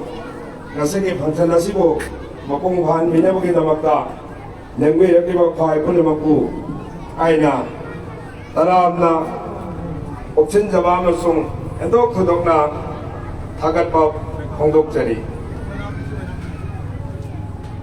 Leiram Dabadaki Koi Punamaksu Leirakpani Ekoi Punamakasi Leirak Lava Matunga Ekoi Putimaki Dakar Oiba Potang Kaya Ekoi Leminariba Miam Lakagi Hangat Kagataba Adugumba Uchil Tauba Adugumba Miangi Samagi Wakal Khandaba Society Gi Wakal Khandaba Katopada Bamu Valaidraba Adugumba Mui Kayana Kamoy the Ningam Dava Kalam Dava Adugumba Kaya Katokuna Jogo Toba died the Lobiduna Sama the Sibu Achum Malapi the Prokava Apava Wakinabugidamag Society as if Awang Watata Ukana Nabugidamag O Nabada Tauda Lobi Gravakaya Dugi Manung Dagi Iram the Master Popa Tauba Mayamna Biamna Padada Kirahana Kangava Kangarava Egogi Alhaz Zakir Hussain Mahaki Katopa Amazon Miam Nidamakta Utorak Liba Asikum Nabas Hanapamase Masi Hindok Tadokna Hamoy the Harau Jaba Nungai Jaba Hongdok Jabatan Natana Lamdam Masiki Hindok Tadokna Kana Raba Masung Lamdam Masita Mangal Topa Adugum Mama Mama Sanapa Masiki Maram Dagi Jauna Mai Pako Helagani Haibase Chaptana Thadabani Nasidagi Tahi Kunganipan Kungatare Kunganipan Mamanga Hanja Kiba Ninja Kiba Mangla Namanga Sidi Mongpongane Madrasa Alia Lilonda Anti-Social Element Sing Mutat Nabugi Seminar of Pantoku Matanda Rumidatugi Seminar Pantopa Isamak Yau Jabani Numita to the Zoo Isagi Gomod Biam the Tamjaki Patamna Purapugi Matungina 2011 के मार्च अप्रैल होरपदा लमदम मसिदा निशान लाइचुरबा Nishad ngauraba adgumba kaya tabong ngaurabklaba lambida haidru humna chadraklaba adgumba tanjada thingna bai gidamak action committee kaya semduna mohalla ki committee semduna Mafam kaya da ho narakhi adubu jahi ani ahum yamna powerful oina honaki chok thabalai resin ki maru phukna muthat pading ang chide akhir tension jarabada hariba sok lisingani ka tara ga mat hoigi april may aswaida Laikidraba, Layo Igraba, Marhum Hazrat Amir Saab, Yauna, Lamdam Masdagi, anti social element, Oiba Singh Muthan Nalabki Damakta, Alim Ulma Singhi, Oiba, Guruba Masem Laga, Masjid Hingana Buhona, Si Haiba, Wafa Masdaka, Rakana Kandara Bamatunda, Anjuman Islahi Muasera Haina, Mingtolava, Ulma Singh Dabdana, Member Oiba, Perja Miamna, Sojok Mimiraga, Habuka Sipangtung Navahaina, Horaki, Matam Gimatum Inna, Hariba Mio, Asikum Lava Lamang Narava, Papa Marang Kandana Takraba, Kakao Narava, Lamtung Kangrava, Mio Ibagi, Gun,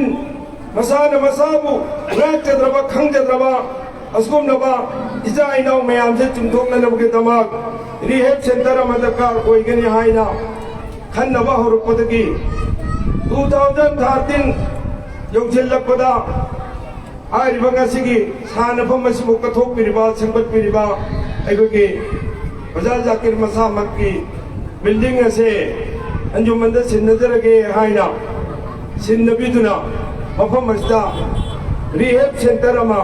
ꯍꯥꯡꯗꯣꯛꯇꯨꯅ ꯉꯁꯤ ꯐꯥꯎꯕꯗ ꯆꯍꯤ ꯆꯨꯞꯄ ꯍꯥꯡꯕ ꯂꯩꯇꯅ ꯃꯤ 40 ꯆꯥꯝꯃ ꯐꯥꯎꯕ ꯊꯝꯗꯨꯅ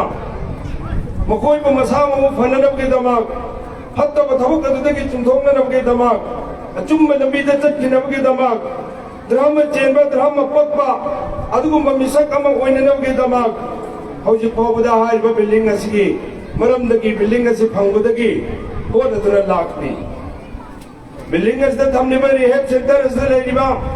ꯁꯤꯒꯨꯝꯂꯕ ꯃꯤꯁꯛꯁꯤꯡ ꯑꯁꯦ ꯃꯈꯣꯏꯗ ꯄꯤꯅꯤꯡꯕ ꯃꯈꯣꯏꯕꯨ ꯑꯣꯏꯍꯟꯅꯤꯡꯕ ꯃꯈꯣꯏꯗ ꯐꯪꯍꯟꯅꯤꯡꯕ ꯑꯗꯨꯒꯨꯝꯕ ꯚꯣꯀꯦꯁꯅꯦꯜ ꯑꯦꯖꯨꯀꯦꯁꯟꯒꯤ ꯂꯝꯗ ꯍꯧꯖꯤꯛ ꯐꯥꯎꯕꯗ ꯃꯐꯝ ꯂꯩꯇꯕꯗꯒꯤ ꯖꯒꯥ ꯂꯩꯇꯕꯗꯒꯤ ꯑꯩꯈꯣꯏ ꯄꯤꯕ ꯉꯝꯗꯅ ꯂꯩꯔꯤ ꯂꯣꯏꯅꯅ ꯄ꯭ꯂꯦꯒ꯭ꯔꯥꯎꯟ ꯅꯛꯅꯕ ꯑꯃꯗ ꯂꯩꯗꯨꯅ ꯃꯈꯣꯏꯕꯨ ꯄꯨꯊꯣꯛꯂꯒ ꯃꯁꯥ ꯃꯎ ꯐꯅꯅꯕ ꯃꯇꯝ ꯆꯥꯅ ꯁꯥꯟꯅꯍꯟꯗꯨꯅ ꯑꯦꯛꯁꯔꯁꯥꯏꯖ ꯇꯧꯍꯟꯗꯨꯅ ꯃꯈꯣꯏꯕꯨ ꯍꯥꯏꯔꯤꯕ ꯂꯝꯕꯤ ꯑꯁꯤꯗ ꯈꯣꯡꯗꯥꯍꯜꯂꯒ ꯃꯈꯣꯏꯒꯤ ꯋꯥꯈꯜ ꯂꯧꯁꯤꯡ ꯆꯥꯎꯊꯣꯛꯍꯟꯅꯕꯒꯤꯗꯃꯛ ꯍꯣꯠꯅꯅꯕꯒꯤꯗꯃꯛ ꯂꯝꯕꯤ ꯑꯃ ꯎꯕ ꯐꯪꯗꯅ ꯂꯩꯔꯝꯕꯗꯣ ꯉꯁꯤꯗꯤ ꯃꯤꯌꯥꯝꯒꯤ ꯃꯥꯡꯗ ꯎꯔꯦ ꯀꯠꯊꯣꯛꯄꯤꯔꯦ ꯃꯁꯤꯗ ꯑꯩꯈꯣꯏ ꯄꯨꯝꯅꯃꯛ ꯁꯍଯꯣꯛ ꯄꯤꯃꯤꯟꯅꯁꯤ ꯑꯃꯁꯨꯡ ꯌꯥꯝꯅ ꯅꯨꯡꯉꯥꯏꯕ ꯍꯥꯏꯔꯤꯕ ꯁꯦꯛꯇꯔ ꯑꯁꯤꯗ ꯂꯩꯔꯤꯕ ꯃꯤꯁꯛꯁꯤꯡ ꯑꯁꯦ ꯑꯩꯈꯣꯏ ꯖꯝꯖꯝ ꯇꯔꯐ ꯑꯁꯤꯒꯤ कंट्रोल तौबीगदौरिबा कमिटी असिगा वरी सानरगा नोमगी मनुंगदा यामद्रबदा पुंग अमा मखाइदी दिल्ली की कोई रिजर्व तौदरगनी दिल्ली की रिजर्व तौदबगा लोइनना सेंटर असिदा लेरिबा मिसिंगबु चांग नाइना सानहंदुना मखोइबु मसामो फननबगदमक होनबदा चौबा माय पापगी लंबीदा चंगसिलकनबा मरम अमा ओइरगनी हाइबसे चावना थाजबा अमा लेजरे मसिमक अखोई पुनमको सेंबीरिबा अल्लाह मपु महाकना माय पाखनबिबा अमसुंग थबुक ओइ नोंथोकपा ngambagi tawbikminabibो ओइसनो ngasi इलमदमसदा लेरिबा लमदम अमा चावखतपा लेपाक अमा अवांगबा थाकता पुखतपा हाइबसि एजुकेशन अमसुंग मियोइबसिंगबु मसा मउ फाना लेइबा हाइबसे यामना दरकार होइबा ओजंगनि एजुकेशन की लमदा होजिक स्कूल के लिंगतुना अनक मफम से ओजासनो कमिटी में सेमदुना मसाना फाउंडर सेक्रेटरी ओइदुना 5 स्टार इंग्लिश स्कूल अस्ता तमगिबा स्टूडेंट के मैट्रिक दा वांग बथा तमाई पातुना सही खुदिंगी पोजीशन आइबदि फर्स्ट डिवीजन सेकंड डिवीजन फंगदुना माई पाक स्टूडेंट के आइबेना खंगलि उरी हौजिक सु ताकपि तंबिरी तुमदसु स्कूल असिगी दमक दरकार लेब कयादा डेवलपमेंट आइदे होइने डेवलप होइने नबगे दमक हेंगन नबगे दमक दरकार लेब इंफ्रास्ट्रक्चर कया अवाज पकयादा पुनमक सोजो पिमिनबा मसुंग मतेंग पांचलगा अपुंग बाबा अवांग बथाके एजुकेशन सेंटर अमा ओहेन बिबा हाइने गोय मेहनत अमसुंग दुआ मानना कमिन से हाइने मयाम दे रिक्वेस्ट तौदरी लोइने लोइने ना इरमदा मसदे लेरिबा हौगलगिबा तुंगी उम्बेरेल ओइगदरबा अंगांग नवासिंग असिगुमनबा सानफम असिदा इगोय मतम नाइना मतम चाना सानरगा हचांग नाद एक दबा दुगुम तिंजंग काइजंग दबा वखल लौसिंग भाबा ओहेन्ननबगे नेत सानबगा लोइना कंपटीशन कया दे गोय सरुक याबा ngamnanaba कंपटीशन कया दा अदुगुमबा अवांग पटाकी अखोई अफाव मिसक्सिंग अदो फंगनबा होनबगी लमदा लाकु मतमदा असिगुम्बा एंटी सोशल एलिमेंट की थबुकसिंग असे मसाना ऑटोमेटिकली साइड तौखरगनी अमसुंग मसगी मयेंग तारकलगनी हाइबसे मसी अमसु चावना थाजबनी आखिर मतम यामना सांगना लौनिंद्रे कोई की सार की सोचिन मतमदा हेक्टन काय थोकलगा मफम मसल लाक्रीबसे कोई पुनमकी यामना थमोय चाथोकजब अमसुंग हरावजबनी ममांगदा 2019 20 20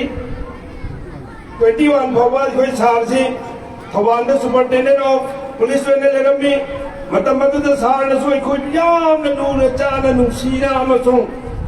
अखोई पांथोक्लिबा थबुकसिंग असिदा एंटी सोशल एलिमेंट की थबुकसिंग असे मुथतनब होनबदा सारना अहिंगदा नोंतिलदा अखोइदा मतेंग पांगखिबा दरकार लेबा खुदिंगमक्ता अखोइदा गाइड तौरखिबा सारनी हंदक अमुक हन्ने लापसिदा हेंदोक थदोनी अखोइसे थमोय चाउथोकपगा लोइना सारना थौबालदा हेक जॉइन तौब नोंगानबगमक अखोइ गारी साहबकी मचानुपा लुहो वलिमागी निमित्तोर माने सारगु उनबसे सुमाइना अखोइ यामना हराव नुंसीना आइदि थमोयदि यामना हराव लोइना अंजुमन असिसु चोकथरकबा चही 10 मरी मंगाई को थबुक तोरकपसिदा चोकथरकपा खितंग ममी सामपा अदुग रिहेब सेंटर दी अदुमा हांगदोक्तना रन तौरिबा मसिदा सार लापसिदा अखोइ नहुंगना नै अखोइ हानगी इनोतो मका अखोइ मेंबर सिंदा हाकलकबा मसों हौजिक मखा के होरिबा खरे खजिगसे मसी अमुक सेंदोकपं ngamnaba क्योर तौबं ngamnaba अदुगुंबा ड्रग की फ्री होइबा अदुगुंबा एंटी सोशल एलिमेंट की फ्री होइबा जोन अमा बस्ती अमा दमदम अमा हेननबा होनरसिको हाइबसे अंजुमन के मेंबर खुदिंग के थमोइदा फावबग लोइनर फोंदोकनर वाफमने हौजिक लेइरिबा प्लेग्राउंड मचा से पिकलबसु यामना मगुल लेबा अदुगुंबा सानफम अमा अखोइ खुदिंग नो हेंगेदबनी चांगाइनि कोइ साननब होनसि अखोइना थबुक तौब खुदिंगमक्ता इसा इसा की धर्म ngakna इसा इसा की कल्चर मांगहंदना अखोइ सानरबसु कारबार तौरबसु लाइरिक तमरबसु बिजनेस तौरबसु लाइन खुदिंगमक्ता चतप मतमदा इसा इसा की धर्म की तौफम थोपा थबुक सिंग असे थादोक लोइदबनी हाइबसे मसी अमैखोइ खुदिंगमक्की थमोइदा थमसि लोइना हौजिक मांगदा ngasi 10 mari mangani ki matungda jaghe tha lakagani hariba background asda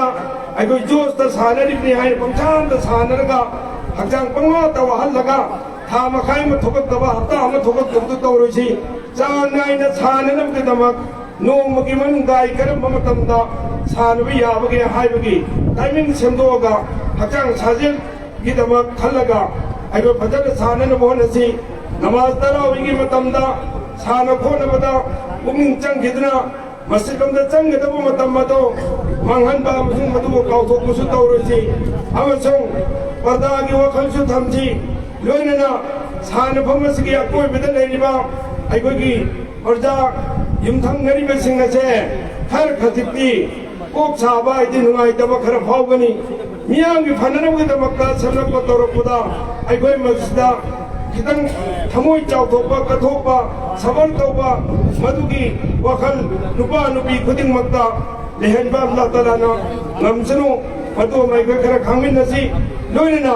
सानगदबि कोइ खुदिंगमक्नसु नमाज मतंगी अजान की अदुगुमगी वखल खलगा इसागी पर्दागी गुनाह ओइदना नबा पाप सेंदबा मिसकम ओइना अइगोय सानबा मसिदा अइगोय पुनमक सेंबिरिबा अल्लाह मपु महाकी माइकैदगिसु अइगोयदा थौना लौसिंग पुनमक इज्जत पुनमक पिनबिरकनी हापिरकनी हाइबा थाजबसे थम्बग लोइना अइगोय यान मतिम मकुल लैबा अदुगुमा जंगम तरफ अदुगुमा अफम अमा ओहेलसी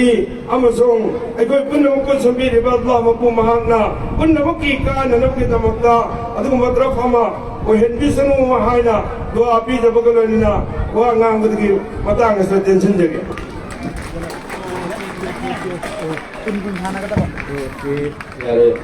Thank you. Alhaj Maulana Muhyiddin Mazahiri Agasari Adongi Amna Mamal Lairaba Lamdam City Social Reformer Amoina Religious Scholar Amoina City Mamal from Abiti Badidama Batang Sida Yamna Nuaiba Ninda Mioiba Moina Popo Matamda Mioiba Man Hector Bangamdaba Adobo Nasi Miam the Tushin Nabiriba Football Cup Asibo Tushin Nabiriba Brother Alhaj Mohammed Zakir Hussein Yamna फिदमनिंगाई ओइबा मसुं मिक्सिंनिंगाई ओइबा मियामदा तमजतिबा कुदोलसिंग हायरगदि अइना इदम पंजगे 2001 higher सल English high school की member मंगाना साबा committee की member अमा ओइना मियामदा तंगाई Fadna चंगबा education की अदुगुंबा महिलोइसंग अमा मफम मसिदा मियामना खुसिनबिकी 2013 की अगस्त की थादनी मसामदा सेक्रेटरी इंचार्ज ओइबिरगा मैनेजमेंट कमिटी की सेक्रेटरी ओइना थौ पुबिरगा 2013 दगी गसी फावबदा स्कूल असिगी अचौबा थौदांग अमा उदुना लाखि अमसुंग मियामदा एजुकेशन की साउर खुदोंग अमा कमिटी 2011 की फेब्रुआरी की तांग अनिता लिखतखिबा अंजुमन इस्लाही मोहसरा की अदुबा बिल्डिंग अमा मतिंगबा लेदना आलिम उलमा सिंह हायरकु मतमदा मसाना लेगिरबा युमदो अदुबा थमालिसिदमक्ता मियामगी तमदा तथोखि 2025 कहीं सिदा कहीं तरा मतोय तरा नि थोय की गेप अमम लेरगा अचौबा कंट्रीब्यूशन मो पीबगुम तौबदुदा अइना अतांग सिम मयामदा पुथोकचबनी माकी दवक्ता दुआ तौबीदबा मयाम फनमक्ता नोलुकचली मथंग सिदी यामना नुंगाइरबा मैच अमा मियामगी बिकमांगदा खुदोन तमजगे गसिगी सानावसि मरोइना मैच सानकुदरिबा टीम मनी अंजुमन एफसी लीलो अमसुंग अल्ट्रा लीजेंड एफसी हारिबा अनिसिगी मकोई कना कनानो करम टीमनो करी थोदांग लवरी हाइबगी समना पावरहोल खरदम मयामदा हाना एतंगना थमजगे मियामना थोइदोके दोना खंगरे खंगरबनी अंजुमन इस्लाही मोसरा करीनो करी तौरी हाइबो अदुदी हाइ थमजररोइगे लोइरना अल्ट्रा लीजेंड एफसी कनानो हाइबदु मयामदा थमलपा पावरहोल खरदम आई थमजगे अल्ट्रा लीजेंड एफसी कोविड ममांग अदवाइदा अहानबा हौदुना अदुगा 2023 दा ममिंग थोंदुना वाखल मानबा वर्किंग प्रोसेस प्रोफेशनल सिंह हाइबदी ओजा lecturer and professor paying staff army अतोपा गवर्नमेंट ऑफिशियल सिंह एनजीओ मेंबर असिदा सिंहबा मरुएबा पोस्ट कया पाइबिरिबा सिंह याउना अल्ट्रा लीजेंड एफसी असि सेमखिबनी हौरक्पा मतम अदवाइददी अखोई मणिपुर की मफम अयामबदा लैनरिबा आर्टिफिशियल टफ सिंगसिदा खक छुट्टी लेबा नुमितसिंगदा चटुना फुटबॉल सानबा हौरकी अखोइना फुटबॉल खल्लिबगी मरमदी मसिना अखोइदा team work coordination discipline and collective success हाइरेबा उनसिगी मरु आइबा वैल्यू सिंग असिबु ताकपी अमसुंग इसादा अमदी इसागी थबकसिंगदा मसी हेंगतनबा मतेंग पांगी हेंगतनबदा मतेंग पांगी अखोइगी पांदमदी अखोइगी चिनग्रबा पुंसिगी थबकसिंग असिगी मरकता अखोइगी हक्चांगी खल्लगा साना पामदबा स्पोर्ट एक्टिविटी खरा मतम काइथोरगा सोइदना सानगदबनी हाइबा असिनी हौजिक्ति अखोइना तबदा सानबदगी हेंदोक्तुना मणिपुर की तोवान बा टूर्नामेंट सिंगदा चांग नाइना फ्रेंडली अमदी एग्जीबिशन मैच कयादा पार्टिसिपेट तौदुना अखोइगी मेसेज हाइबदी थबक फन्ना चिल्लबसु सानब मतम काइदोक्तबनी हाइब असि मियामदा प्रमोट तौदबा होटनजरी सानबगी पुंसी मरेन असि मियोय खुदिंगमक्की तौदबा यादबा अमनी हाइबसि अखोइना थाजे अखोइगी टॉप अमदी मॉडर्न ओइबा मिंग असिना अखोइबु ngasiगी हौगलक्लिबा नहान असिगी हेना नक्सिनबा अमदी मखोइगा पुनमिनबा की लंबी अमा ओइहल्ली हाइबसि अल्ट्रा लीजेंड एफसी की समलपा वरीनी मखाताना असिगे सुलबा फ्रेंडली मैच असिदा याबिरिबा टीम अनिमकी कोई प्लेयर की लिस्टिंग मिंगसिंग लाउथोकचरके ओके अदुना टीम अनिमकी टीम कोच टीम मैनेजर सिंगा isa ki team singu line up tobi na ba noluk chari loina lang asi ki dignitary singna kai kumna jana ba GPS ki matung laga ai ba team ki player sing asi bo introduce tobi na ba noluk chari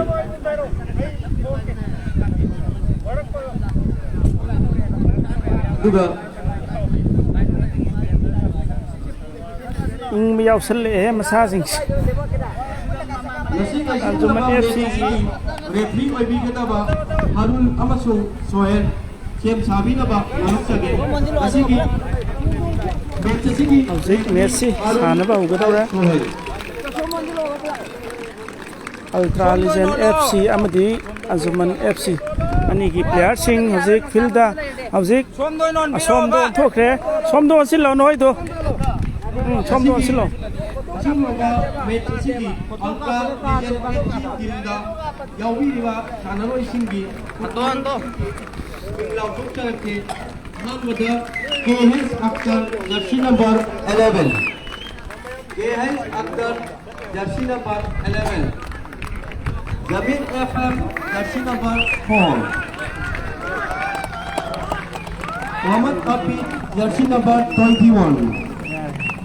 Sajid Azhar jersey number 5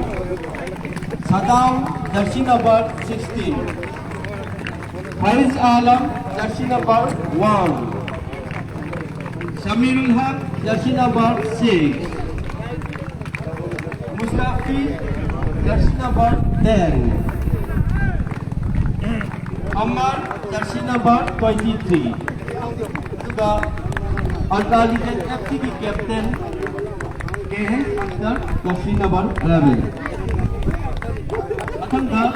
अंजुमन FC की player list Athang round चरके Ahaan बता मौलाना अमीर Hussain jersey number 12 MV इलिया jersey number 3 MV Mustafa jersey number 4 MV Hussain jersey number 14 MV Anwar jersey number 7 Aziz jersey number 1 juga MV Iqbal jersey number 11 MV Abdus Razak jersey number 17 MV Wasim jersey number 5 Hafiz Munir jersey number 10 juga Anjuman FC tim captain Maulana Mustafa jersey number 4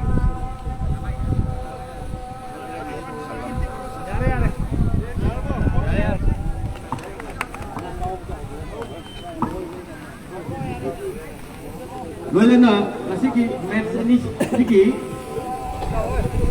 matam sih minat kun sana gani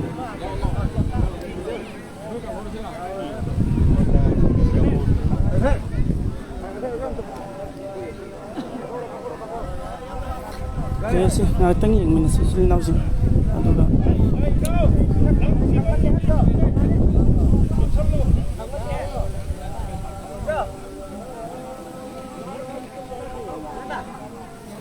try đi live tháp rồi buồn là pan rồi nè mà tí sao vậy sao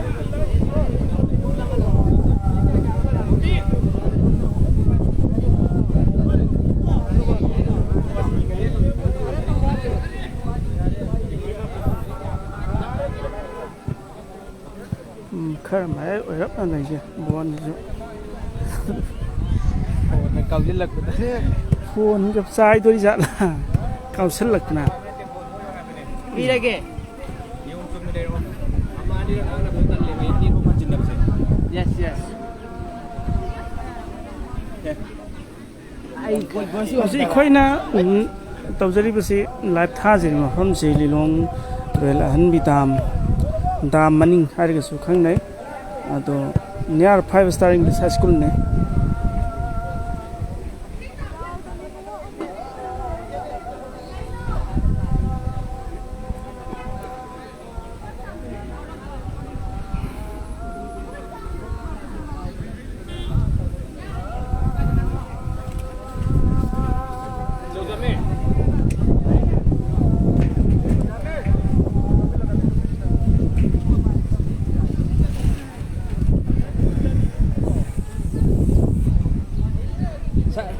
ꯑꯃꯗꯣ ꯀꯧꯔꯝꯃꯣ ꯑꯁꯦꯡꯗꯣ ꯀꯧꯔꯝꯃꯣꯕ ꯃꯅꯤꯡꯒꯤꯗꯣ get ꯄꯥꯏꯗꯣ ꯀꯧꯔꯝꯃꯣꯕ ꯊꯤꯡꯖꯤꯜꯂꯣ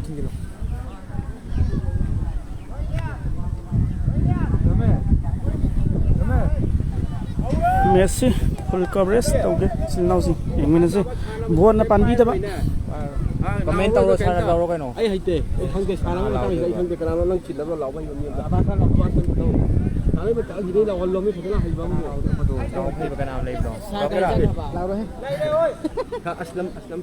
hausan se ajmal lahol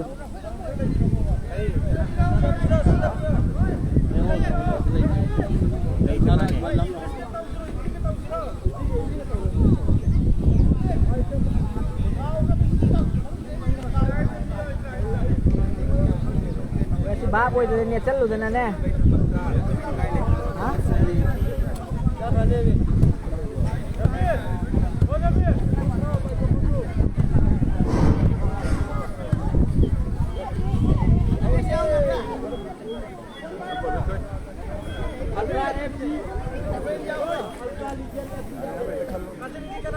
somna kangi blue kangu sina ultra legal fc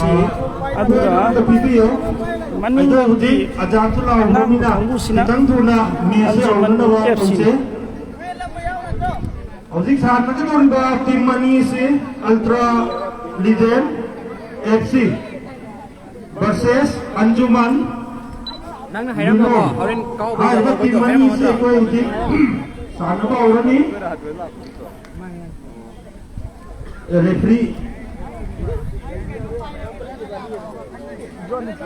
referee anina ready to binaba harun namadi suhel anina referee bigani bai noi hi mong ta da man de na sanamada diwati mani maksi yamna chang leiba aduraba timnatani sahira amak adila kumbakawa akun boti ngakani ana hisab yang ka kawiyu aso panyaw bani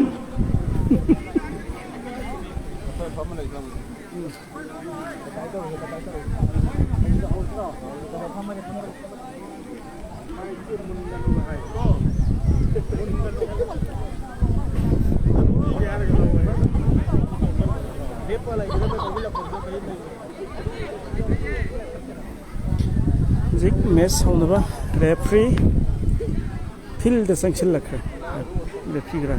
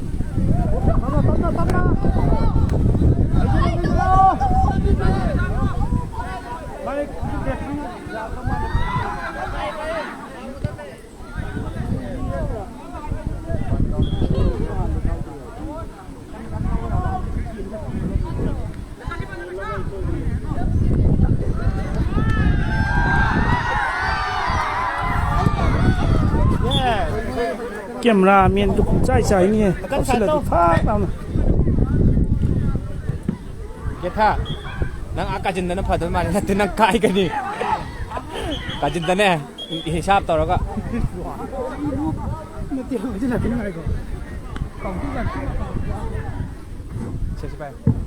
lesasi yang tetap ini sana si player sing so panyaw bani jadi player yaw bani khada si atu koi mayam di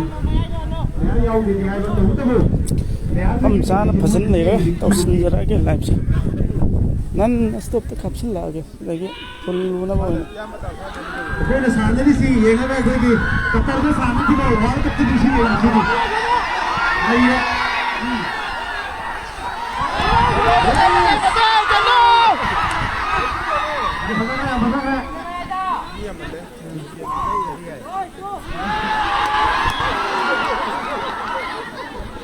कोई तरह तब में साना से player नकलानी में की याम नसी कोई tournament में की नते अदुगो कोई इतने कंट्रोल तो होगा साना से ऐसा हो पाएगा इंशाल्लाह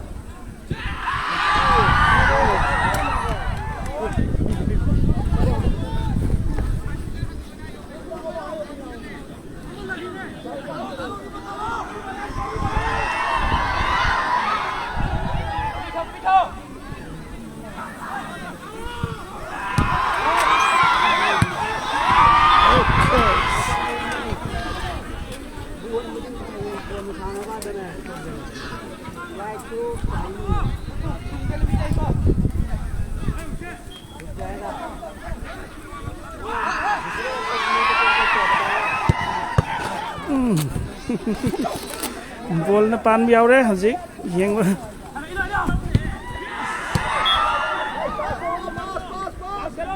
याम बताए तब तो साना भी यूं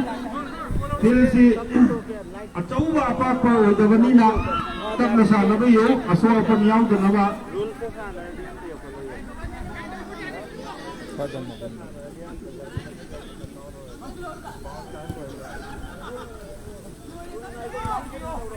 याम बताए Jersey number 23 alpha Liggett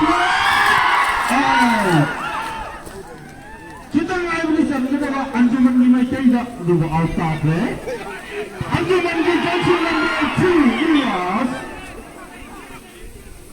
Ilyas Nadi pada anjuman ni jersey number 7 kami ini anjuman ni jersey number 3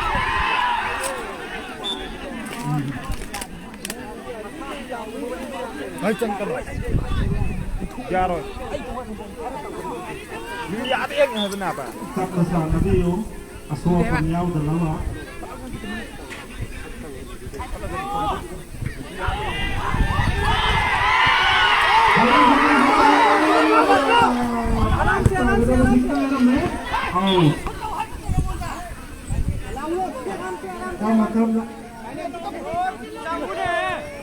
अंजुमन ने हजी गोल पाई गए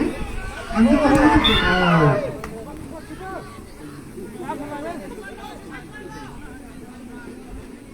याम ने पद बुमंग साना भी रे पदे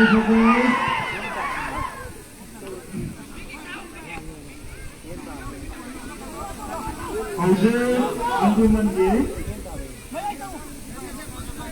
जर्सी नंबर 7 ना फ्री किक अमा था दौड़ी नया मिंगिंग तमिल से औता तो को गोल चंदर को हम दे अल्फा लिगे की गोल कीपर ला राम मोहम्मद राइट में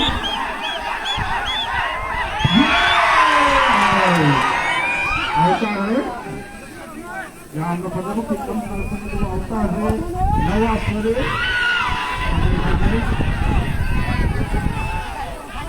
अंजुमन गुन पाई है उसे बगाई अल्फा ये गुन पाई है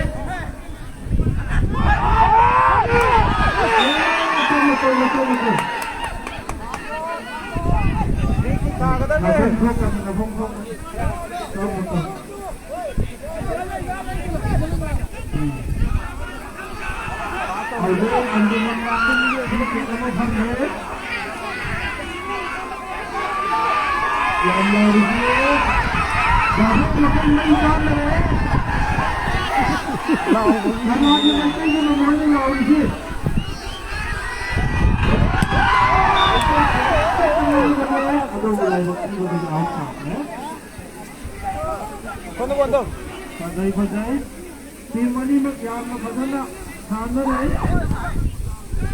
tim ini tahu kamu nanti ni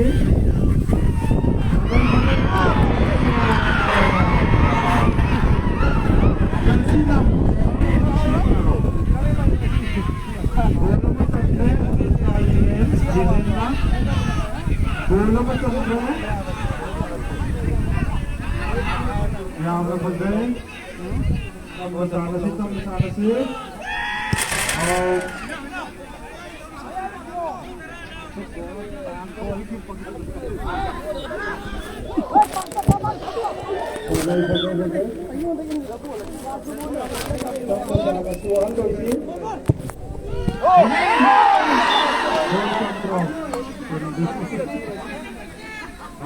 Buồn chất kìa các cùng cái lịch sử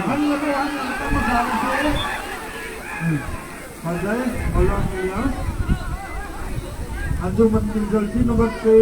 5 Antara lagi namu Anjuman namu Pandai-pandai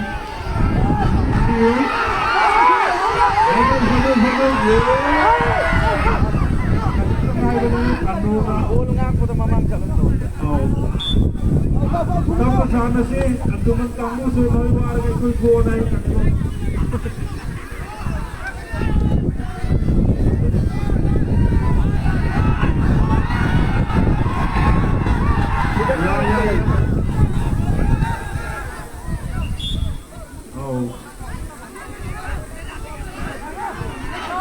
Anjuman ni kasi ng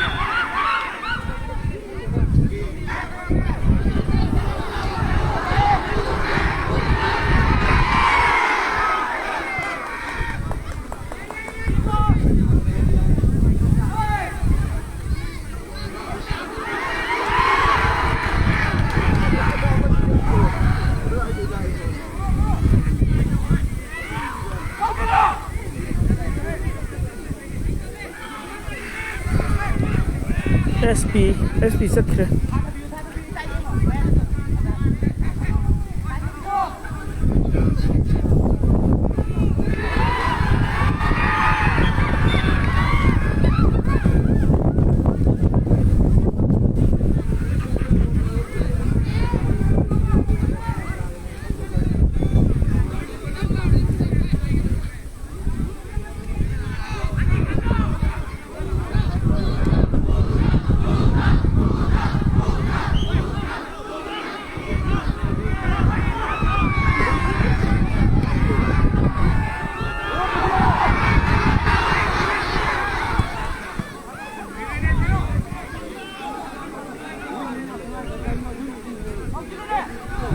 नहीं चल है अल्ट्रा लीजेंड कंगूना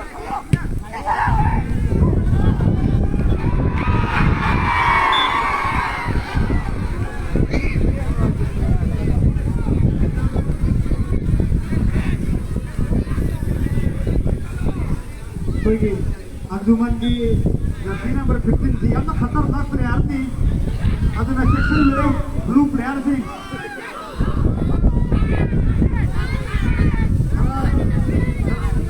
और एक खुराई बड़ी देना कार करना वैना देला बड़ी आलोय जर्सी नंबर 15 की बड़ो इधर सेक्शन हो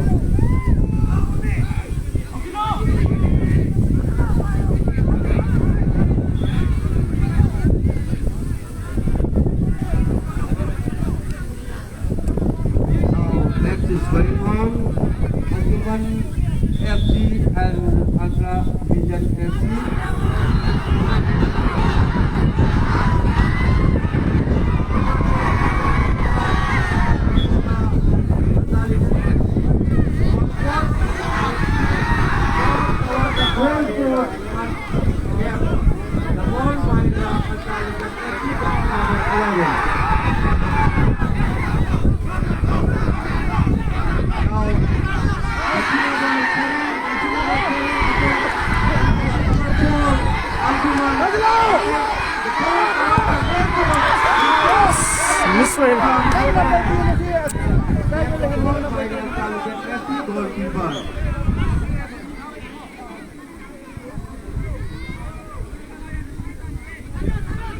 Messi am numeri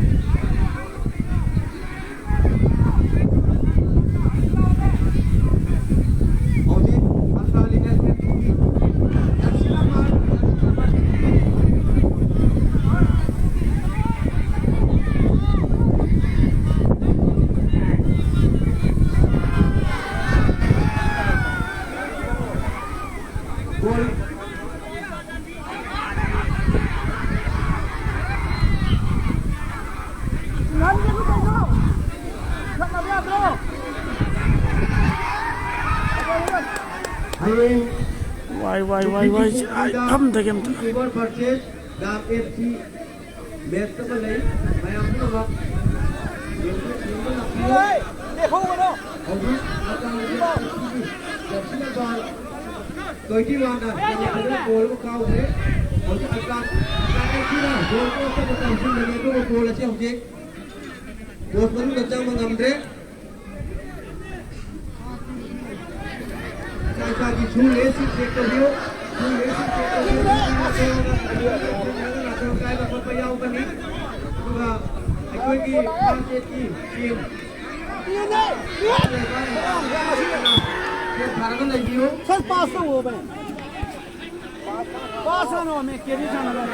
तब तक हो लो बड़ा का माय दमी माय दीजिए ये भी लगी ना गाओ या हम के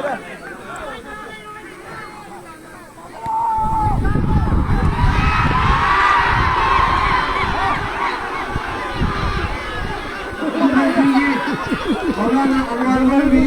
आ जाओ बोले पुलिस रेडी तो भी हो तो खाली झुका हुआ का तो है जी जर्सी नंबर 15 अलवार वो भी अजमान सिंह की कोई एक तरह जिंदा हो गया कोई एक तरह जिंदा हो गया पूरा पास तो लगा खाना भी लगा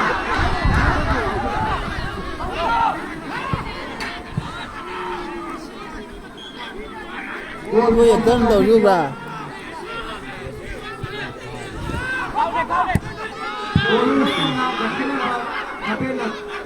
Sisna Kaushal Malik, Agaligen FCG. Laki number 6 na dumo. Pas bilas eh. Mga maubre, atang try to win. O di mo do manila. Laki number 11 na. Kamwa din. Uli chebra kurang ni. Ate, usian ni tangan ni kami. Bay wala ke. Usian na ngatang jamo. Bay wala ke.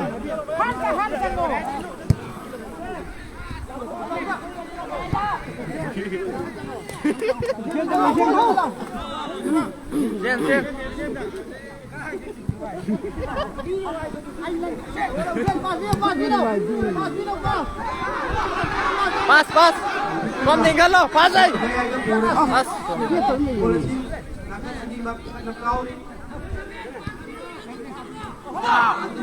Hay go! Taro! Yes! Goal post पे ये है तो है।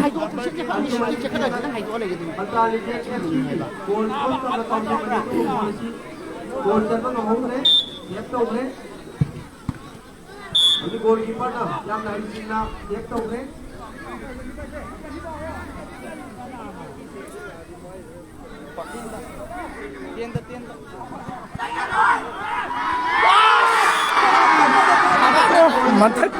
mathak to et bayat ke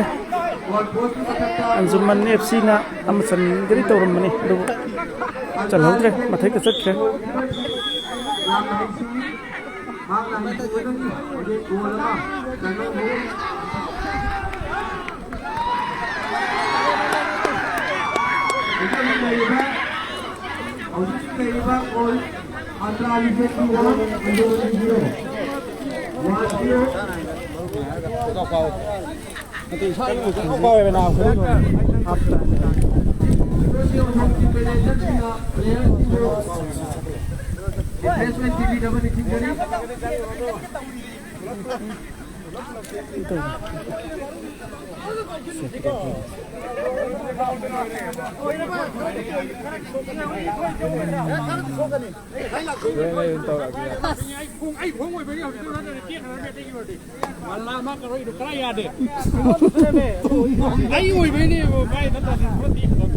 अंजुमन की मौलाद चाही की पूरी मया भी और वो हत्ता भी साल रही थी महियन बस यावरी मया योगा चाही की पूरी मथा 30 plus है 40 plus यावरी तो ये मौलाद commentary da misal Ibrahim Goy ini ya fazana commentary bi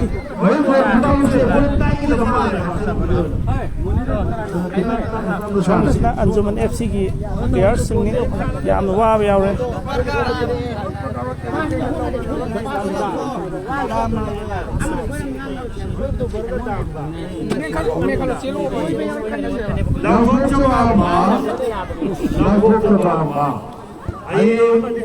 YouTuber FC versus Ram. आज हम हमारे से लोग के लिए उन्होंने है ताब मतलब कि मेरे सौदरी बाबू में मतलब मतलब निचान लिखी लगा लेयर सुनी हमारे को hayeng gi oina pung ni dagi YouTuber ting aduga koi gi dam gi nilong dam gi ting ga pung ani ta sana ne mess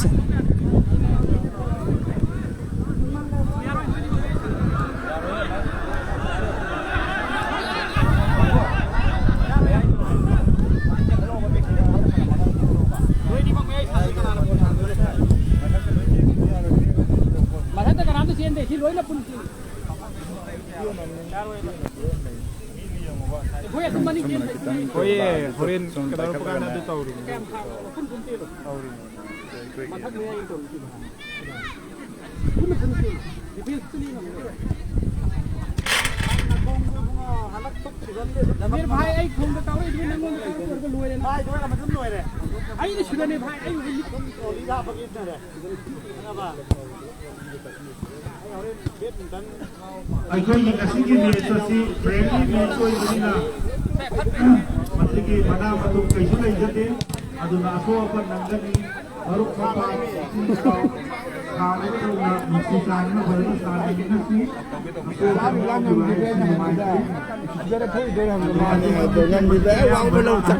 Wah, mereka main tahu ini. sahi masing yam lawa Pero, ready. Sa ni na wai. Magsa di am sa dram ni damay mga anta ni magsa yaw dram.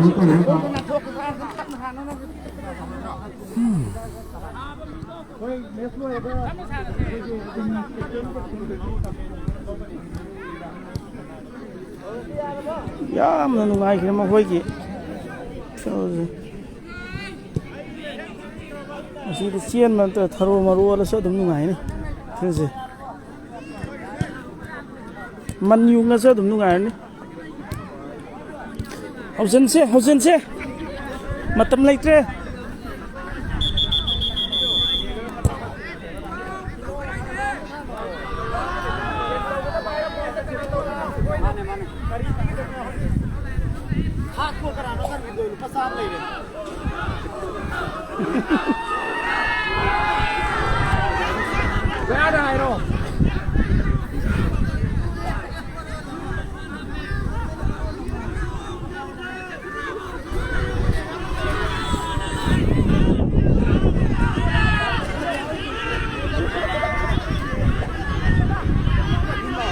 ꯑꯩꯈꯣꯏꯒꯤ ꯚꯥꯕꯣꯛꯁꯤꯡꯁꯤꯗꯤ ꯊꯕꯛ ꯀꯌꯥ ꯇꯧꯒꯅꯤ ꯄ꯭ꯂꯦꯌꯔꯁꯤꯡ ꯑꯩꯈꯣꯏꯒꯤ ꯌꯥꯝꯅ ꯚꯥꯕꯣꯛꯁꯤꯡꯁꯤ football ꯉꯁꯤꯒꯤ match ꯌꯦꯡꯕꯤꯔꯤ ꯚꯥꯕꯣꯛꯁꯤꯡꯁꯤ ꯃꯁꯤꯡ ꯌꯥꯝꯈ꯭ꯔꯦ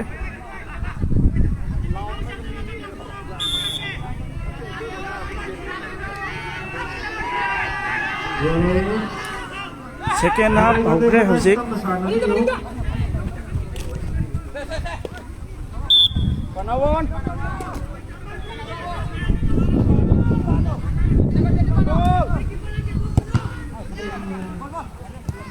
attack याम कल्ले अल्ट्रा लीजेंड एफसी की फुटबॉल प्लेयर सिंह अटैक याम कल्ले गोल पोजीशन जो मखोइना गोल पोजीशन जो मखोइना दम खड़े हैं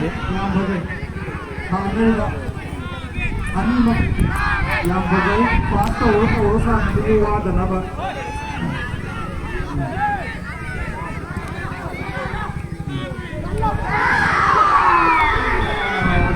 yeah goalkeeper out of the game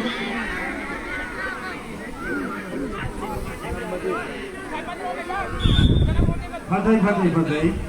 goalkeeper jo bajai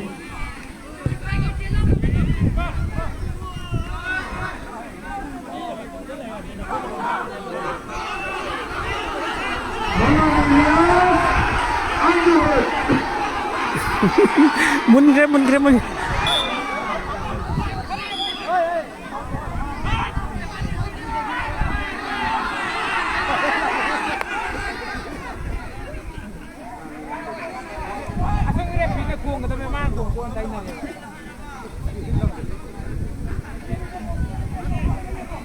referee की decision ना अरे गोल देने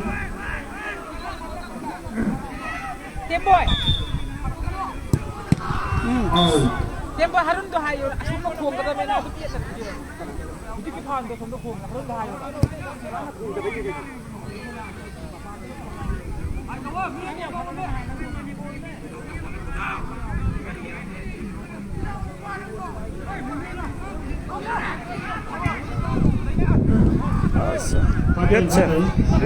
ada ba goal ma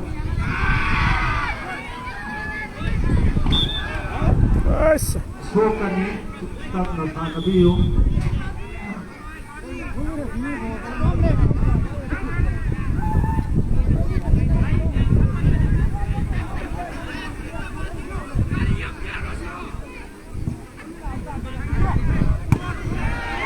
bajai itu bagi mabuk asam benar bajai itu mandi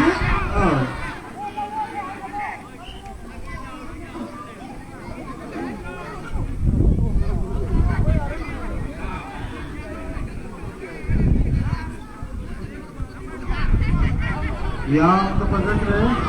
Ilyas Taufan Anjuman out pass ꯇꯧꯔꯒ ꯇꯞꯅ ꯁꯥꯟꯅꯕꯤꯌꯨ ꯋꯥꯗꯅꯕ ꯄꯥꯁ ꯇꯧꯔꯒ ꯇꯞꯅ ꯁꯥꯟꯅꯕꯤꯌꯨ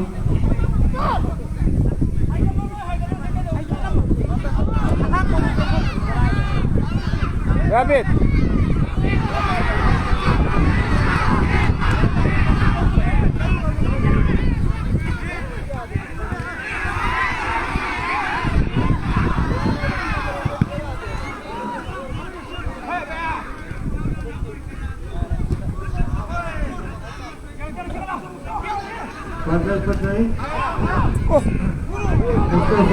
Pass Yamis. Ultra Ligena, Boliku, Nogre. Past or the Panda Sanabi, Wadanaba.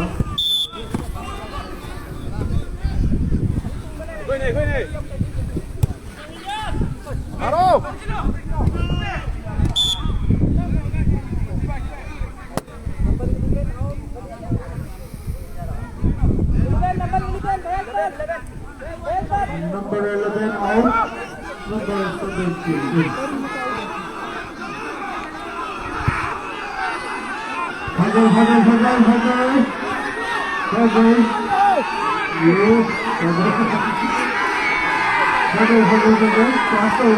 Anjuman ki number 7 ya Fazan ke li aur sakhe one se out oi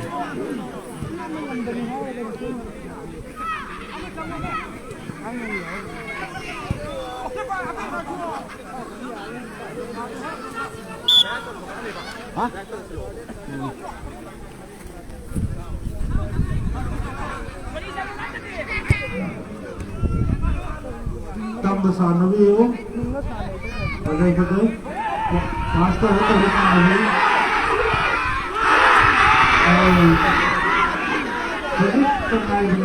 Father.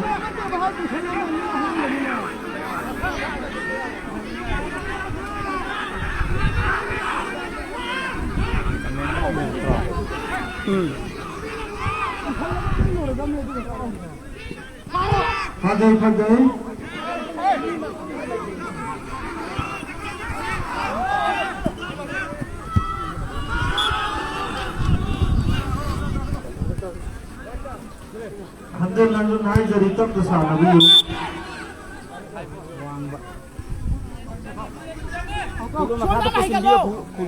Nang makada ini harus.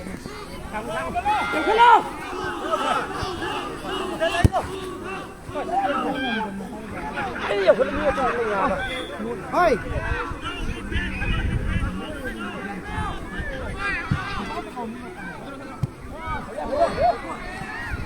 Ada, mana nak Mustafa? Oh. Hai Ustaz. Asyik makan mundur sila khat kamu.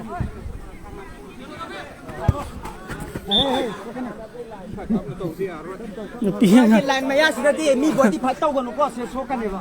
Saya jadi umur ni ba. Lewat.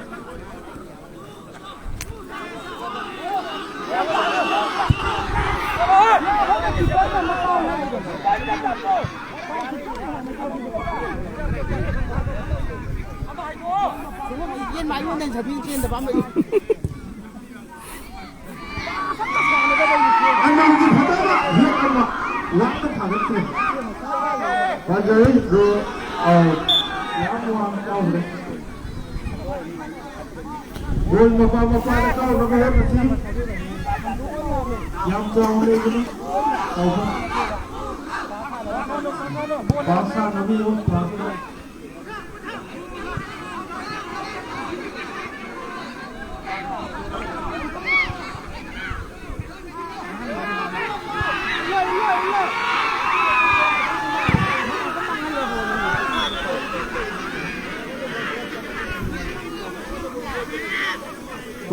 Pass to this Hanapio, Wadanava.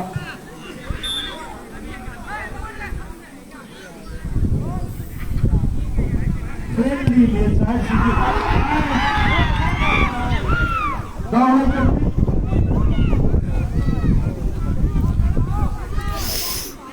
sit siam ing sil le sa ꯁꯥꯟꯅꯔꯤ ꯃꯈꯣꯏꯗꯤ ꯑꯗꯨꯝ ꯁꯥꯔꯝꯒꯅꯤ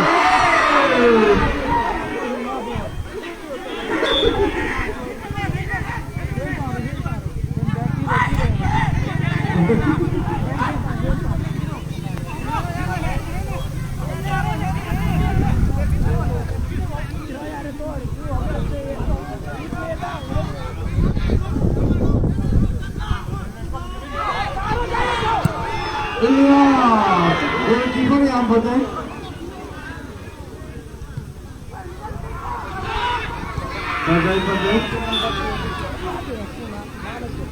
ultra legend की goalkeeper से नाम है सिमन बा अगर नहीं चलिए तो होगा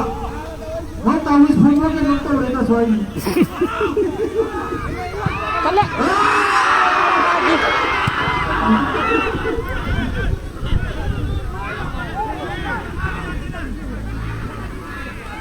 Pakai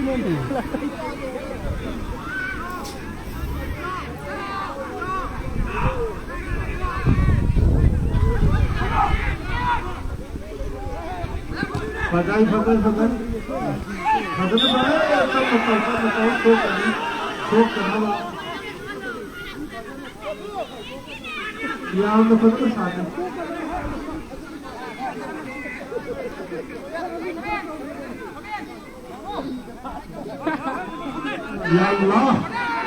रहम करम फरमा किसी को दुख ना पहुंचे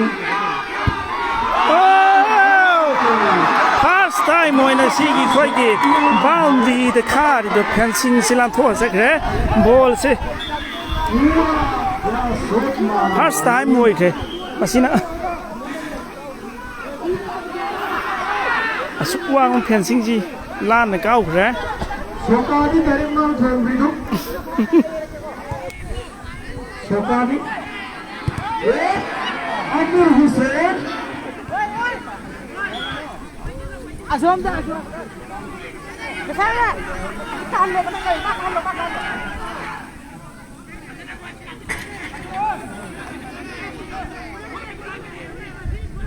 Anjumanna.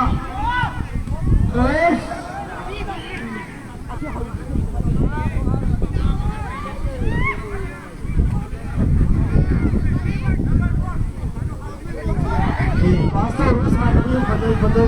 Mustafa. Pastor Rus Hanami, Badai,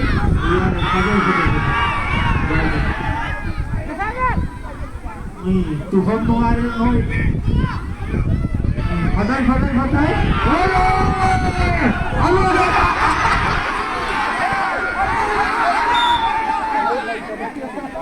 Kenta ne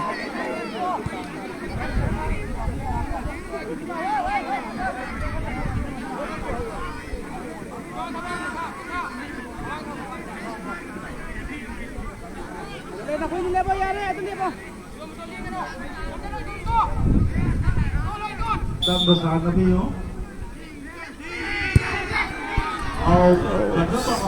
Apa kagre?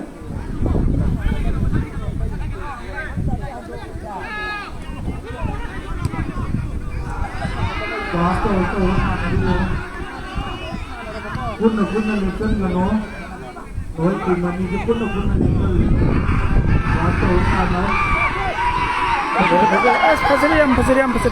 ya pasagre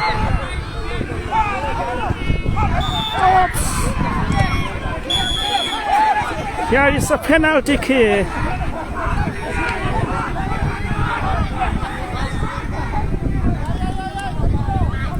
Penalty kick apa? Entonces.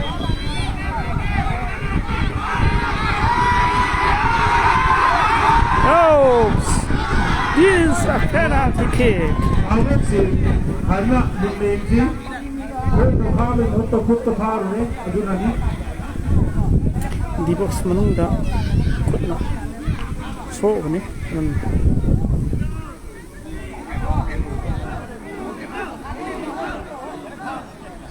Iya ni.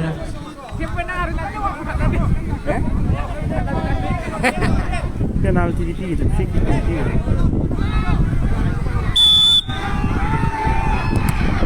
Oh, Anjuman Giyam कल्लब वाल असी लान नमखिद्रे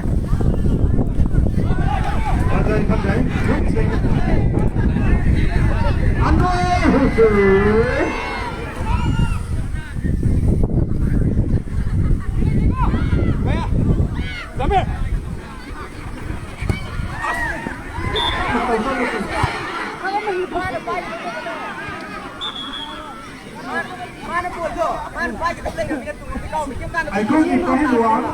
mỗi lần đầu xe cái nào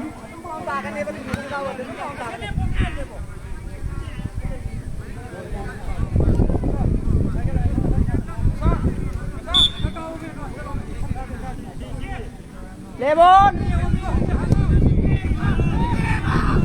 Amin. heading si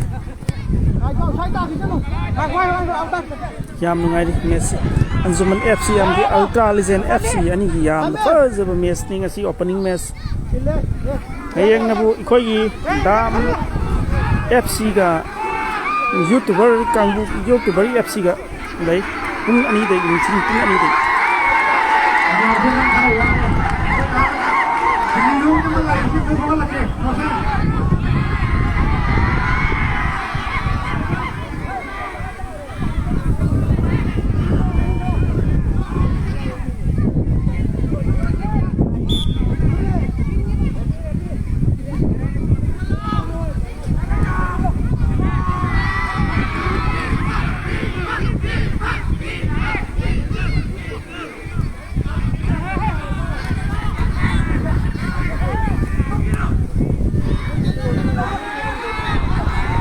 great chance. Oops, missed.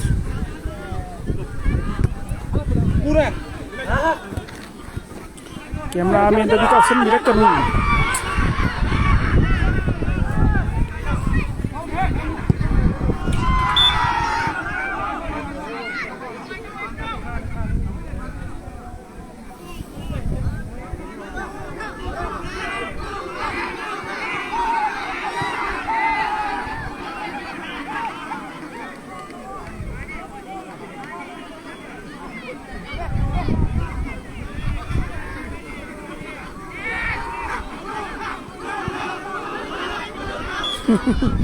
Thâu lau cang um jiao kanan thâu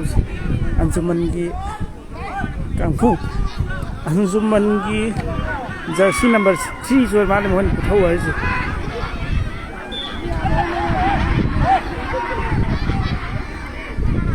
alwar sa dum chana di chen ma di handri da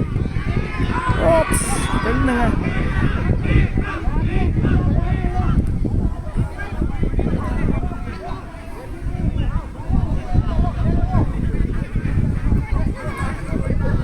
Anjuman gi substitute ama cancel hai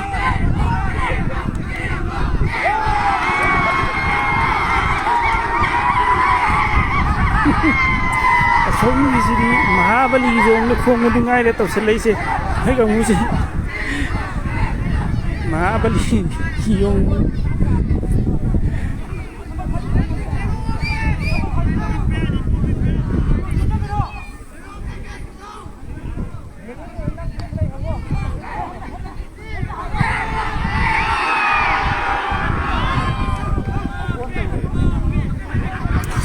nghe à đây xin là thở lại xin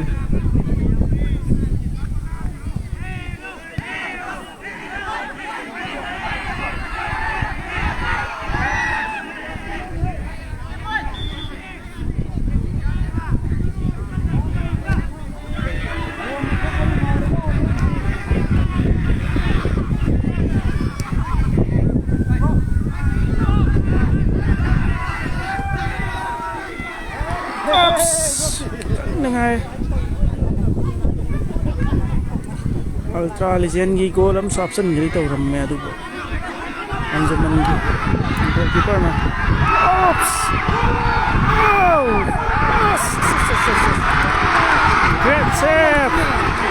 great save Ultra Legend gi yam hai sing le keeper na si goal attempt ahum lak to da ahum lak save to ke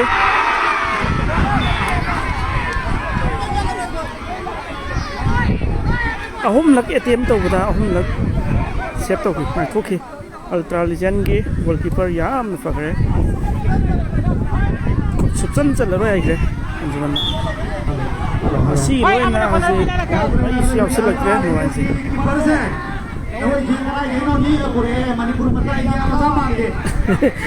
ultra legend gi goalkeeper india ma saman de ai kre yam hai sing je ma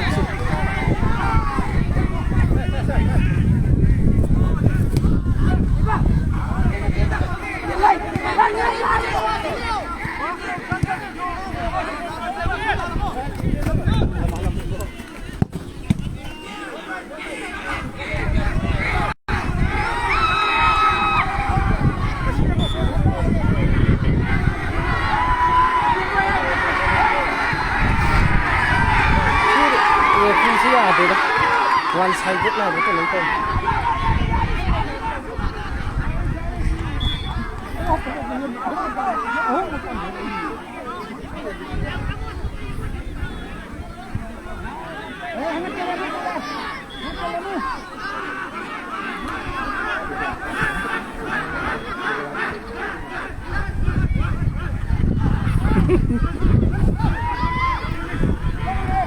Football yang iba. Second 6 of this second inning. Yam na wang lo fencing si la na kau ya la na kau kre am kesan na.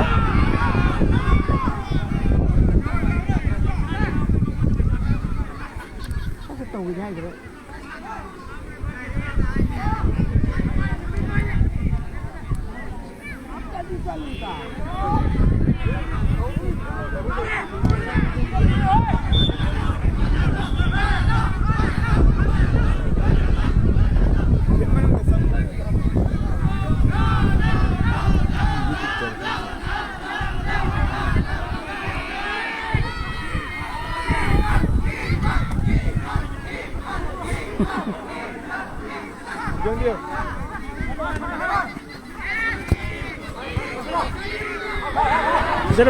Pasir, guys.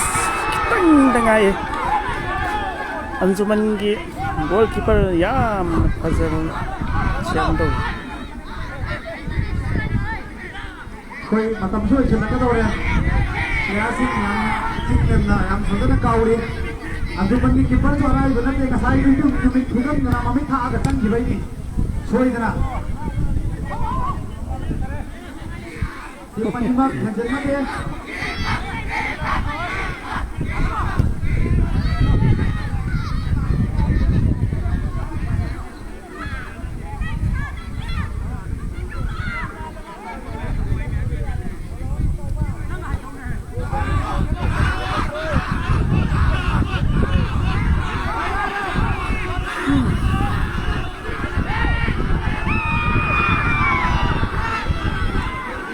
Rồi tại tính lời đây là tôi vừa just đến tại miền Bắc à, áp lại là tôi đẹp xin là tôi lấy rồi, tôi đó, additional timing minat mga okay injury time.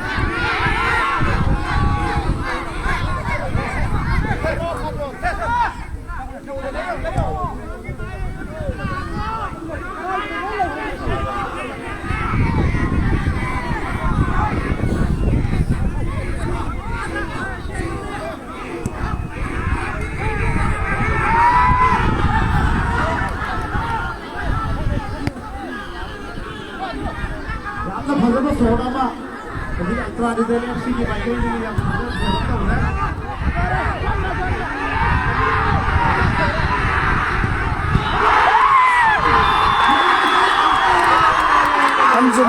Anjuman FC ki se khas role san jaji equalize tau kre.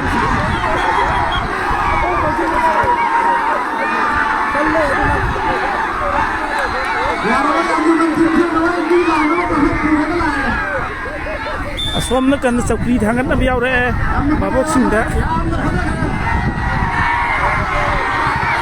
additional time da anjuman gi goal lam hapsan jagaw ji 1-1 ta lai na nanti yang lagi bayang sih. Mun sana hiye tepot.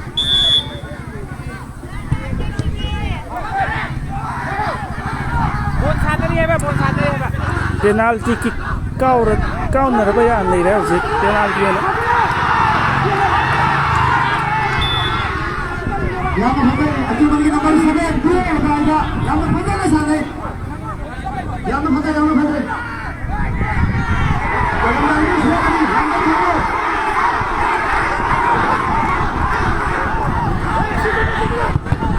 asa thôi đấy zaman GPX siam dingin Dapat voting kita ngan se, Lebon.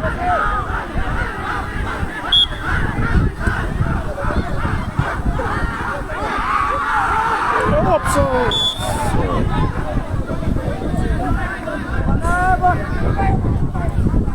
ultra legend gi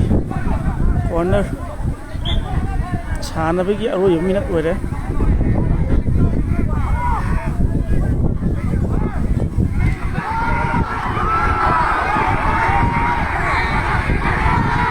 Zalet sa Anjuman gi second goal chan phel jek atu muna jek Anjuman gi second goal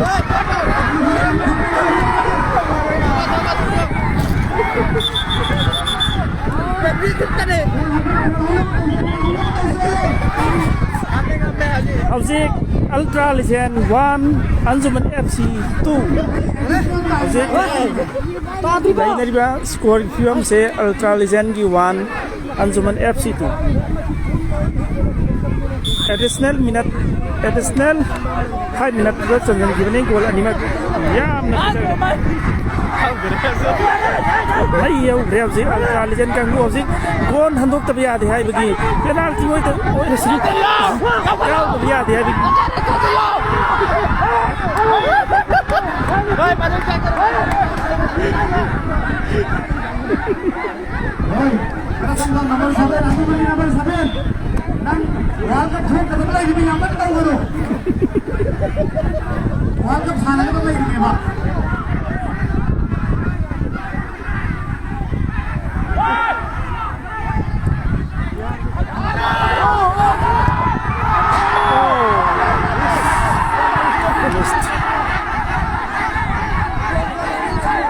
Somna kangi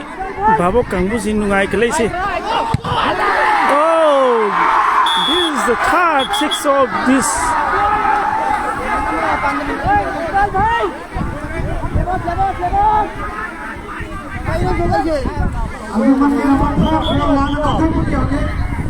fancy yellow sakte Ay makai dawo.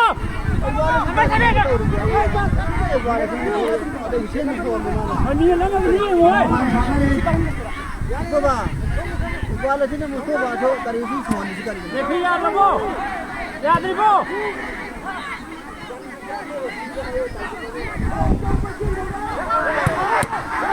oh that's it Anjuman keeper hoji yam phagle somna khanna babung na harau se mutang yeng mina se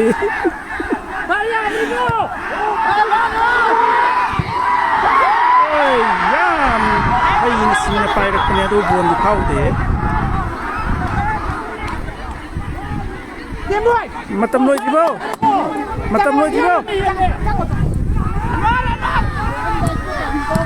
oh so from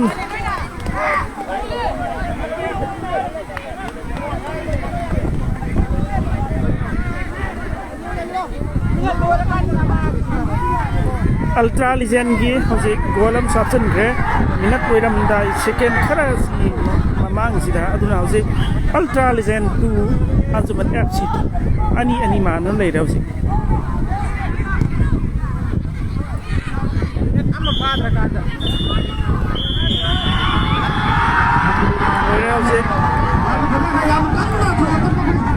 to sakre Ultra Legend FC 2 Anjuman FC 2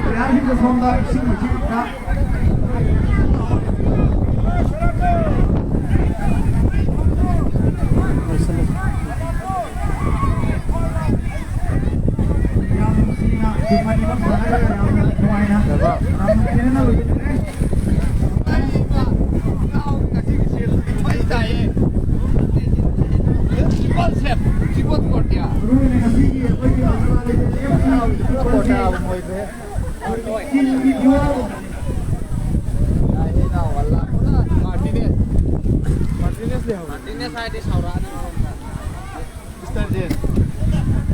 ultra legend की याम थोना फरबा है Singh लबकी goalkeeper Singh timing को अंजुमन गोल चंद्र वो हां बिदु कई गिनबा timing को additional को गोल चंद्र वो हां बिदु कई गिनबा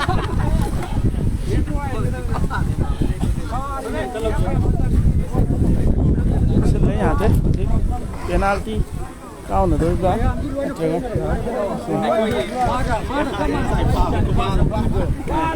सी अंजुमन की जर्सी नंबर 33 याम साथी पाने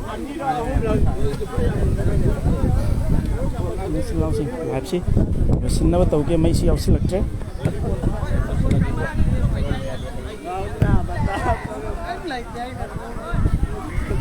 हयेंदी याम नुंगाइगेन खल्ले यूट्यूबर टीम यूट्यूबर एफसी अमदी खोगी दाम एफसी अनि की मैच पुंग अनि द लेगनी नुंथिन पुंग अनि द खोगी फिल्म मनुंगदा मोबाइल अमा तहौर अमा ले अदु कनागुम सिंह खुन में आवगदि अमुक्ता फिल्म मनुंगदा मोबाइल अमा मैच वसिले पुंग मरी गम खुन में आवगदि ओ लेरे अल्हम्दुलिल्लाह याम थुना फंगे मांगे तंगाई फंग बना हाले